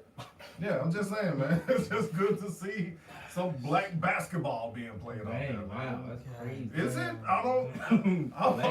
I'm happy to see black basketball, okay? That's all I'm saying. All right, man. Shoot. All right, let's do music. Biggest thing that's been out, or the biggest thing that's been talked about, or everybody was anticipating, was J. Cole's album. Oh yeah, that did come. That is disrespectful. Uh-oh. Before we get to Cole's album, last week I think Marcus said something about Don Toliver's. Yeah. He did. Have y'all had a chance to spin back around and check that one out? Nah, J. I Cole's haven't right. either. God damn, bro. All right. No, go ahead. Say something. What you got? Who, All me? I'm saying is if you haven't had a chance to tap in, that's the Don Toliver we be looking for, in my opinion. Okay. You know what I'm saying? So I'm not gonna give away no records, you know what I'm saying? It's just a quick 18 songs, 50 minutes, you know what I'm saying? Oh, okay, that's a quick listen. Very quick listen. Yeah, but go ahead. But this J. Cole, Jermaine Cole dropped. You know what time it is. Everybody from the whole world back. Yes, he is. I'll get a Don Toliver spin tomorrow. I promise. I swear. On my mama. All right. But no, J. Cole dropped. The fall off is finally here. 24 tracks, 2 bonus at the end of this one and at the end of this two. An hour and 41 minutes of music. It's a whole lot to digest. I tried listening to it on Thursday night when it dropped at 11 o'clock for us, Central, bitch. But I wound up going to sleep. I was just like, yo, I can't do this. I'm not in the proper headspace. But with my job, I do a lot of driving. So I had 4 hours to listen to it on Friday, and I had to drive to pick my daughter up or whatever. That was another 2 hours, and I had to drive to take my daughter back home on Sunday. That was another 2 hours, and then I had a long shift yesterday, which I had more time to listen to this album. And I don't think that I'm still at the point where I can give it like an official review just yet. But what I will say is that it's a lot of stories. I think that it's very regional. It's for him and his team and everybody from Fayetteville and what it is that they represent. I do got some highlights on the album. I do got some shit that I just don't fuck with. I just want to say, if I want to be one of those people, what year you went to college? 2010. 2010. Okay, so that would give you like right around the time. What was the first J. Cole project you listened to? Ooh. Because I don't know if I went in order. I think the first one had to be Friday Night Lights. Okay. And then I went Sideline Store. Then I went backwards to Warm Up and Come Up. All right, Marty, what about you? First Cole project I came across was Friday Night Lights. Okay. So one of the things, the first one that I came across was the warm up. No, not the warm up. It was the warm up. It was the second. I got sent the second track or the second freestyle that they did to Dead Presidents. And then after that, I went back and listened to the come up or whatever, and then I was able to just follow him since then. One of the things I was wondering, or even I think a little envious of, is somebody who discovered him in college when he was getting started, and been on like this ride the entire time, and what that had to be like. I mean, because for me, who's somebody who had to go back and after I've heard about him, because I think he just started getting the bubble. I heard him on Jay-Z's first on All the Stars. This was the first track that I heard him on. It was that. Then I heard him on Wale's album on Beautiful Bliss. So I was like, all right, who the fuck is this? Let me go back and do like some listening and everything like that. And I was able to follow him ever since then. I just think that it's dope to be able to watch an artist like from start to finish, Yeah. and just like you kind of grow in the sense with them, like you know where you was when a certain project dropped, you know like where you are today and how you feel about it, and the way that people talk about it, right? Yeah. What I do appreciate is again from start to finish of like this is North Carolina, this is who he is, this is where he's from, and like this one is about him going back home for the first time at the age of 29, going into the age of 30, and then him going back home into the age of 39, going back home at the age of 39, going into his 40s or whatever. So like where he at right now because he just turned 40 like a year ago. He's 41 now. So just to kind of address, I guess like the main thing that people was looking forward to was the like how are you gonna address like the beef shit, and he did it in a way that I absolutely hated. It was the What If song where he rapped like Big and rapped like Pac and did like this lazy apology if like, hey yo, what if these niggas would apologize and things wouldn't have been there, like they'll still be here today or whatever. It's just like, all right, well, if you're a listener and you know exactly who you're listening to and not I don't want to say dissect, but you can analyze music a little bit, you know exactly what you're doing here. Like you're legit talking about two of the biggest the two of the biggest legends ever in hip hop or whatever, and what the beef did and the results of that, and how your apology was this, but then you got Kendrick and Drake over here and addressing that in the same breath. I just thought that shit was super lazy. I absolutely hated it. I didn't like it. I thought the concept was okay, but I didn't like it. Kendrick did Mortal Man on To Pimp a Butterfly, and I thought that shit was perfect or whatever. But this shit here and the way he was going about it, I didn't like it. I thought that Cole was better than that. Cole is a better rapper than that. Now, if he would have did it from a point of verse 1 is Big, verse 2 is Pac, and now verse 3 is me addressing this along with this, maybe I can appreciate that a little more, but even then I still think that shit would have sucked. I don't think I would have liked it, truthfully. But the storytelling that he did, I think Cole is at his best when he's doing the things that he does best. Like when he's rapping on here, he's rapping at his best. When he's doing storytelling, he's doing storytelling at his best. When he's talking about his wife and his children, he's doing that shit at his best or whatever. And so what the fall off is for me is nothing that I predicted, but it's everything that I didn't know that I needed.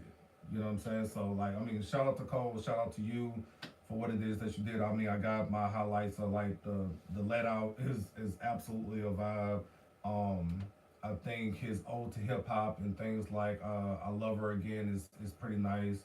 I like all the sample flips. I didn't really like that Marvin Sapp shit too much, but I understand it.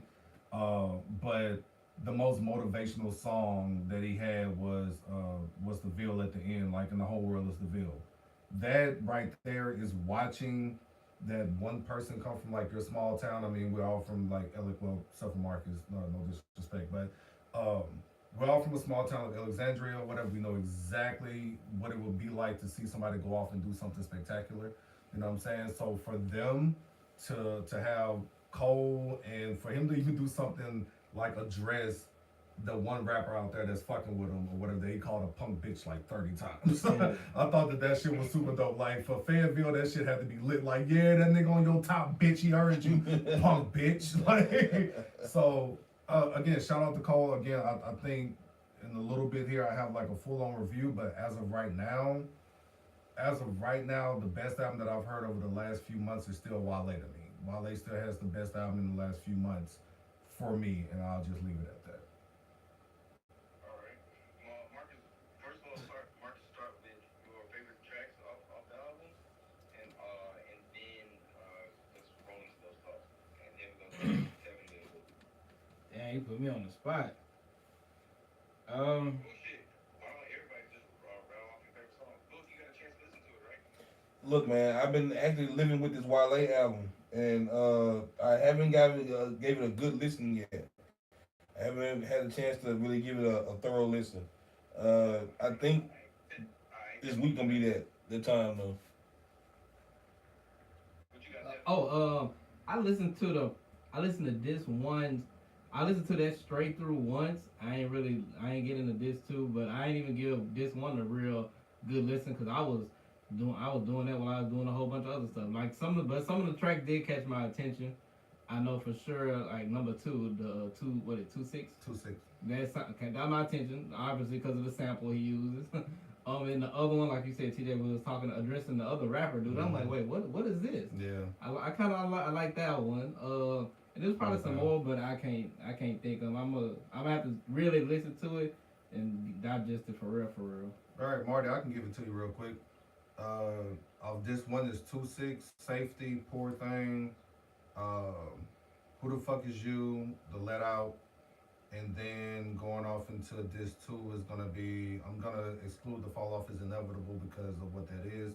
But Old Dog, I thought he was rapping his ass off on there. I like Life Sentence, but I love Only You better. And then Quick Stop and The Whole World Is Ville. Those are my favorite tracks. Well, damn. Well, for me, if we doing that, then like that, then I'm gonna just go disc 1. I fuck with 2-6. I'm surprised nobody said Safety. I thought I did. I didn't.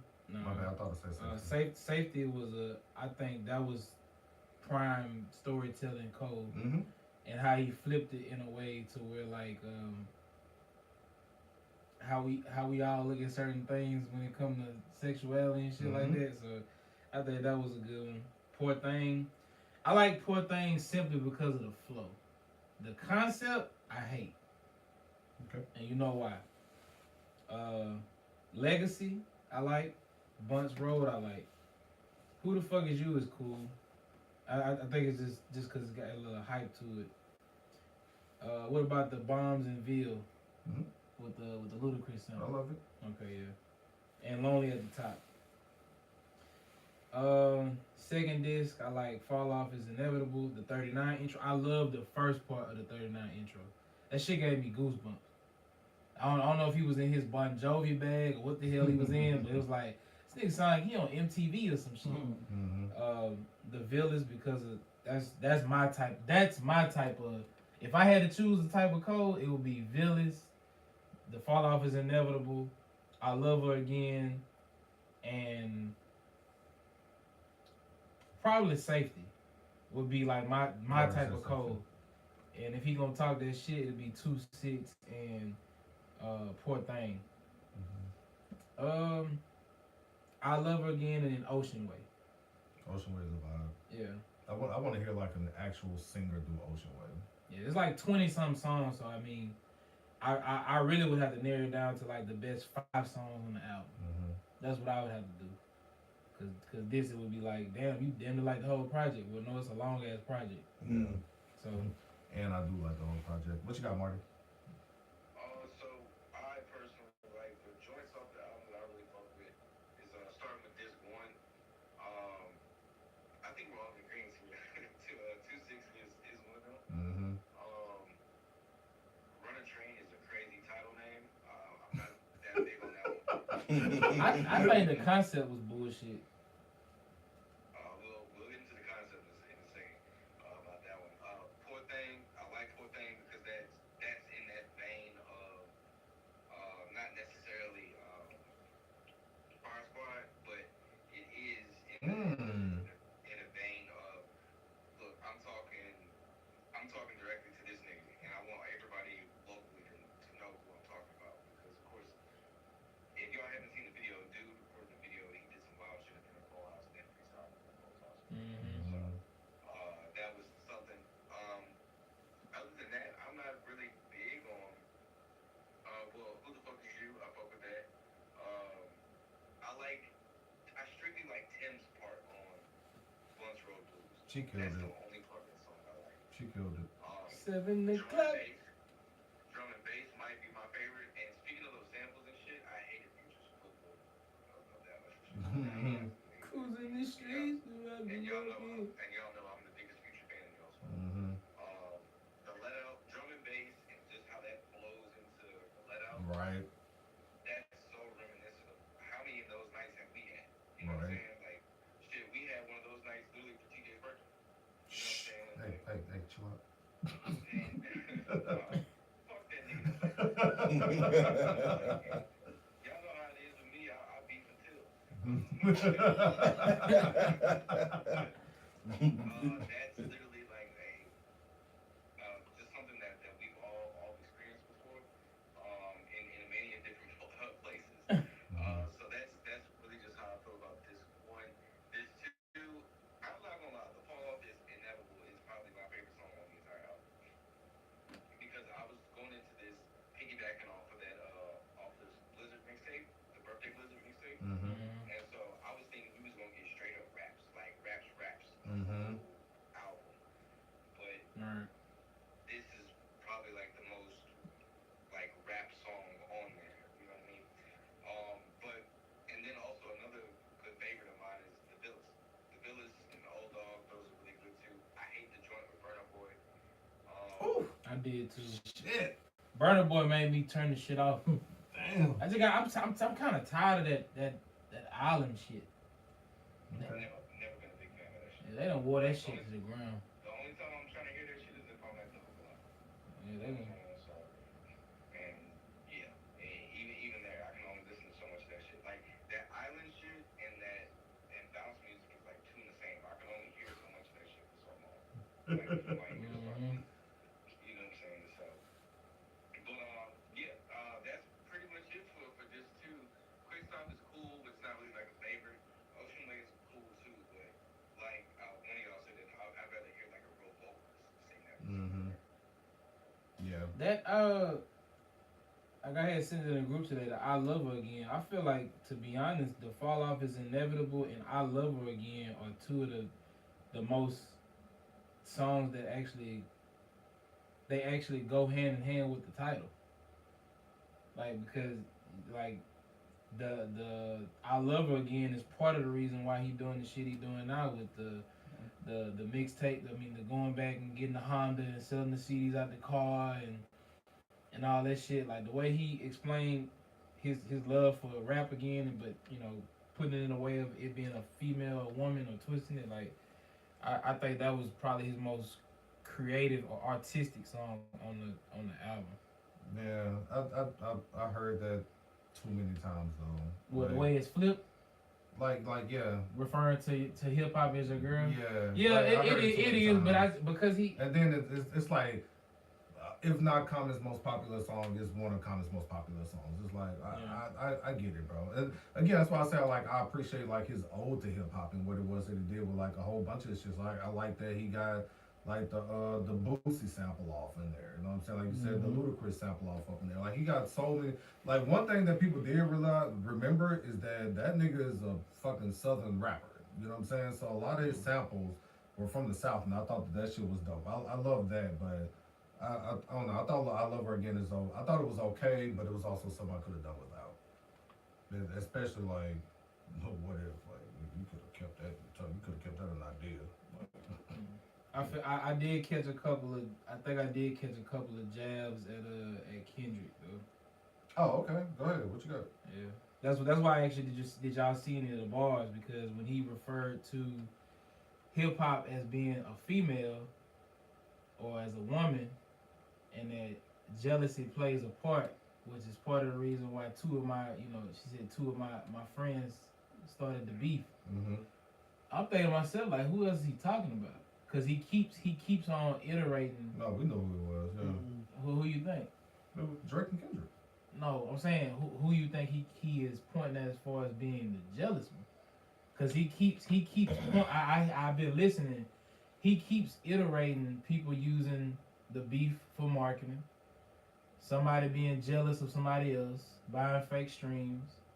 A lot of it is very like, it feel like it's aimed at Kendrick, but I thought you was backing down off of that. I thought you was leaving that alone. Yeah, I mean, but we also know what Drake is and what he's done and how he's bought streams and bought bots and all those things. And like we know that too. I don't know. We do this every week. It's cool. I didn't see no reason of Drake being jealous of Kendrick, so that's why that bar stuck out to me. Probably because of how Kendrick is well loved. I mean, he did say Kendrick just opened his mouth. Somebody handing him a Grammy right now. You know. I think that boy could go vice versa. I want to know what Cole really feel. on that. You know what? And I don't. I don't. I do. I don't. If you gonna keep poking the bear, like I said, you gonna keep poking it. I'm good with where he at. I'm good with the album. I'm good with his stance. I'm good with him falling back. I'm good with him going forward. He did say that like the boy. I mean, It's a Boy is still gonna be released. What I do want to know is what he's saying about I'm not making any more J. Cole albums. That's what I do want to know. Like, so what does that mean? Does that mean that we're gonna get like are we getting this under a different like name? Are we getting this under different groups or like what else is it? Because if you're saying that It's a Boy is still being released, You know, Jermaine Cole album. you know what I mean? Or you gonna be Jermaine Lamar Cole? Like, Yeah. like how is that gonna go? Like, you know? Like we said, he wasn't done. That's ultimately what it was. But if he is done, I'm happy with it. I'm happy with this being it. If he is done, He not done rapping. He's far from done rapping. Like, it's too many of those songs on there that now, first of all, then I am gonna stay consistent. I don't know how like people constantly sampling music. Like I was burnt out with all the samples. oh my god. Like I was really burnt out with that shit. Like kudos to you for getting those samples cleared and whatnot, especially the Boosie sample. Like we've only heard 2 Boosie song samples. Cole sample one and Wayne sample one. Mm-hmm. Like I haven't and then Montana 700 he samples for recently. But Montana 600, my bad. And so yeah, like I was just burnt out with like hearing all these samples, and I just expected to hear a little bit more like pure original Mm-hmm. music from Cole and rap shit from Cole. Mm-hmm. Not none of the inspired by type shit. Yeah, I'm with you there. But I mean, it is what it is. This don't move the needle for me. Like Friday Night Lights is still my favorite overall project. I think his like most popular is gonna be 2014 Force. Mm-hmm. So yeah, that's just what it is with that. And it's cool. It's cool. It's cool, and I'll be able to make my own album. This mother make my own goddamn shit. Right. All right, man. Well, shit. Shout out to Cole, man. Shout out to Cole. What else we got for the night? What else we got for the Is there night? anything that you can speak on from that studio session on Friday?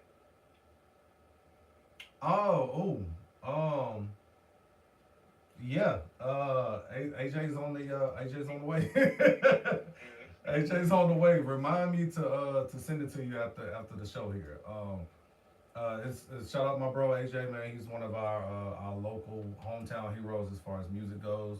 I mean, super talented. I'm not just saying that because that's been my brother for like 30 plus years, but when I recognize talent, I recognize talent.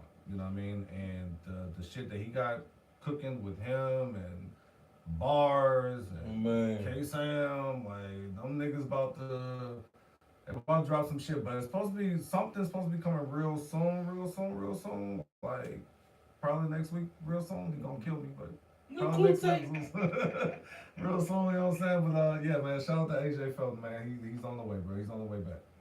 Don't kill TJ, kill Marty for asking the question and putting him on the spot. No clue to I did not know you was that close to him. Oh, that's my bro. Like best man at my wedding, bro. Like yeah. Just real quick, we'll get back to this one topic next week, man. But Valentine's Day is around the corner. How y'all feeling? Y'all got everything y'all need to get? Real sexy, real smooth. Make sure you buy your roses and your chocolates, please. Don't let nobody crush your ass out this year. Heard that? I just want to have a camera and just post up in front of the Olive Garden right there at the crib. Boy, ain't no So weed. I can just get all the content. Like, That dude You think it's gonna be a lot of bullshit? It's gonna be some bullshit out there, boy. That dude Oh, crazy. I just want to see all the side pieces get mad and the women that think they're not in, the women that think they are in first place and then they gotta find out the tough way. Yeah, boy, look at him.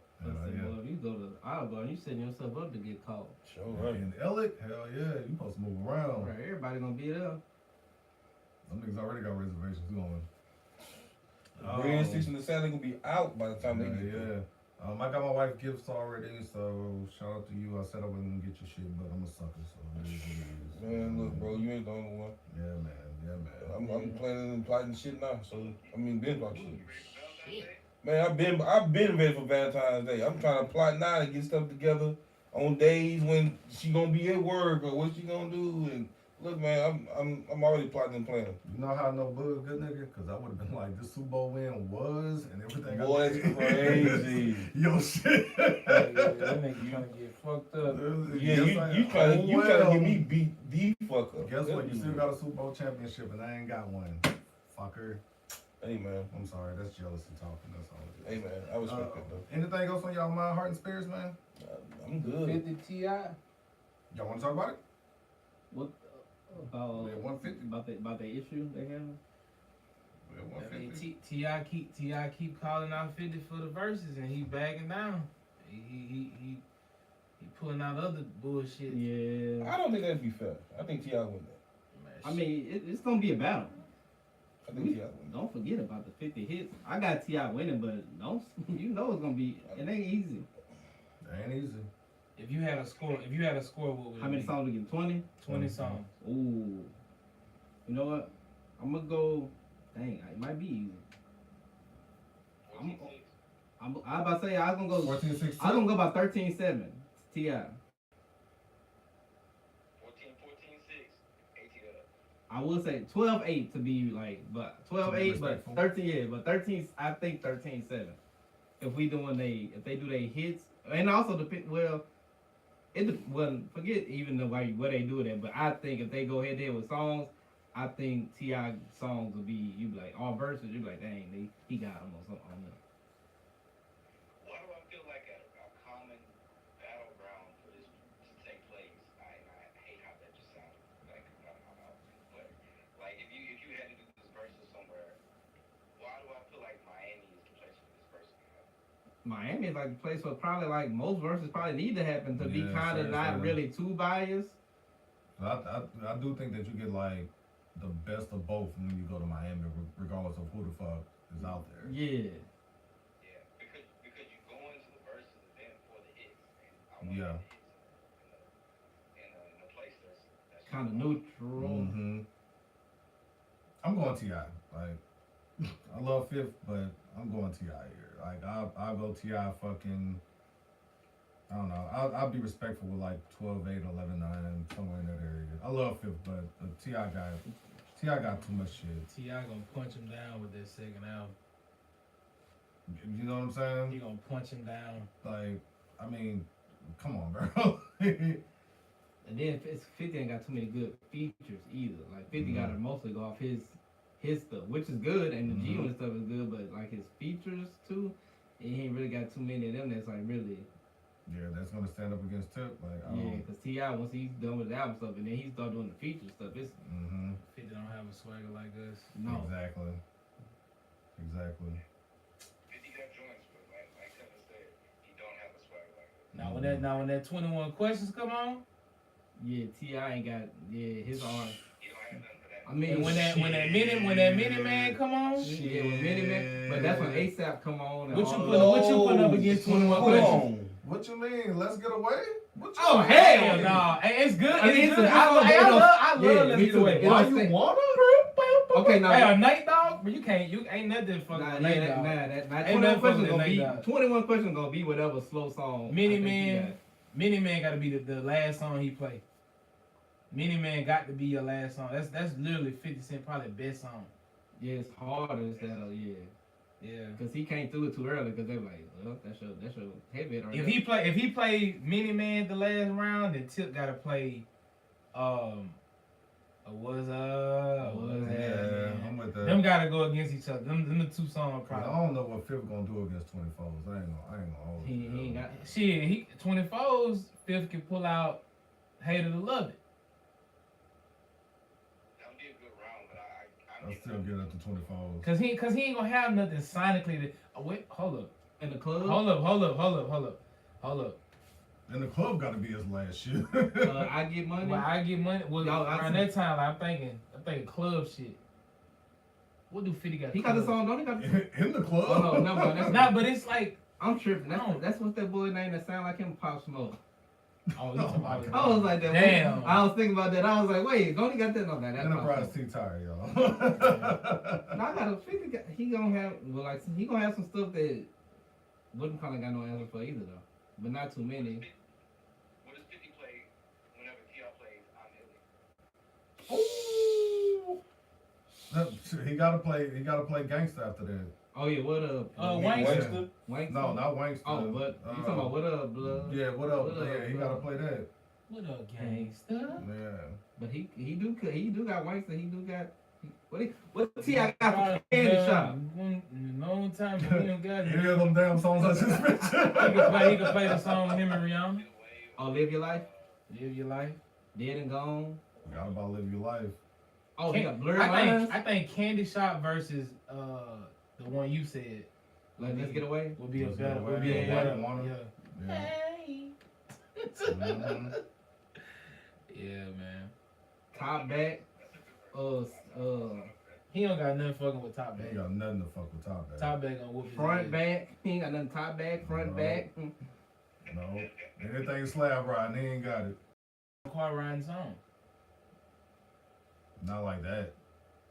He Window he- shopper. That's probably it. All right, man. I'm saying car ride. That's the only song you can ride for. We get beside ourselves now. All right. Alright. Window shopping is crazy. What? That's a fire song. I'm not saying that it's not, but to say that that's a car ride. Now song, when he pull out that motherfucking hit, they say this is a big rich town. Oh, you gotta pull that out.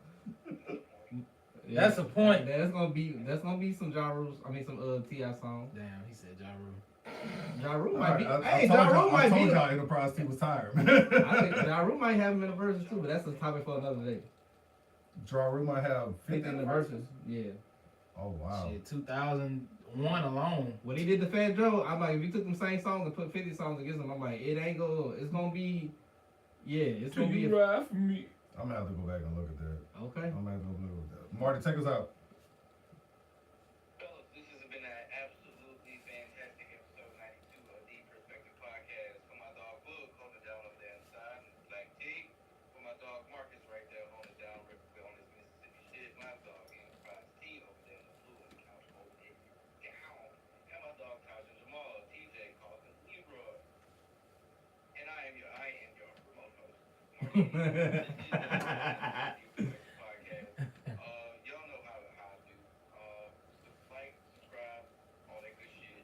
Send it to a friend, send it to a coworker, send it to a motherfucker you haven't talked to in 3 months. You know what I'm saying? So, and they probably listen, man, what the fuck are you telling me? Oh damn! You didn't remember somebody did text me the other day. I ain't text that nigga back. I forgot I gotta text him back now.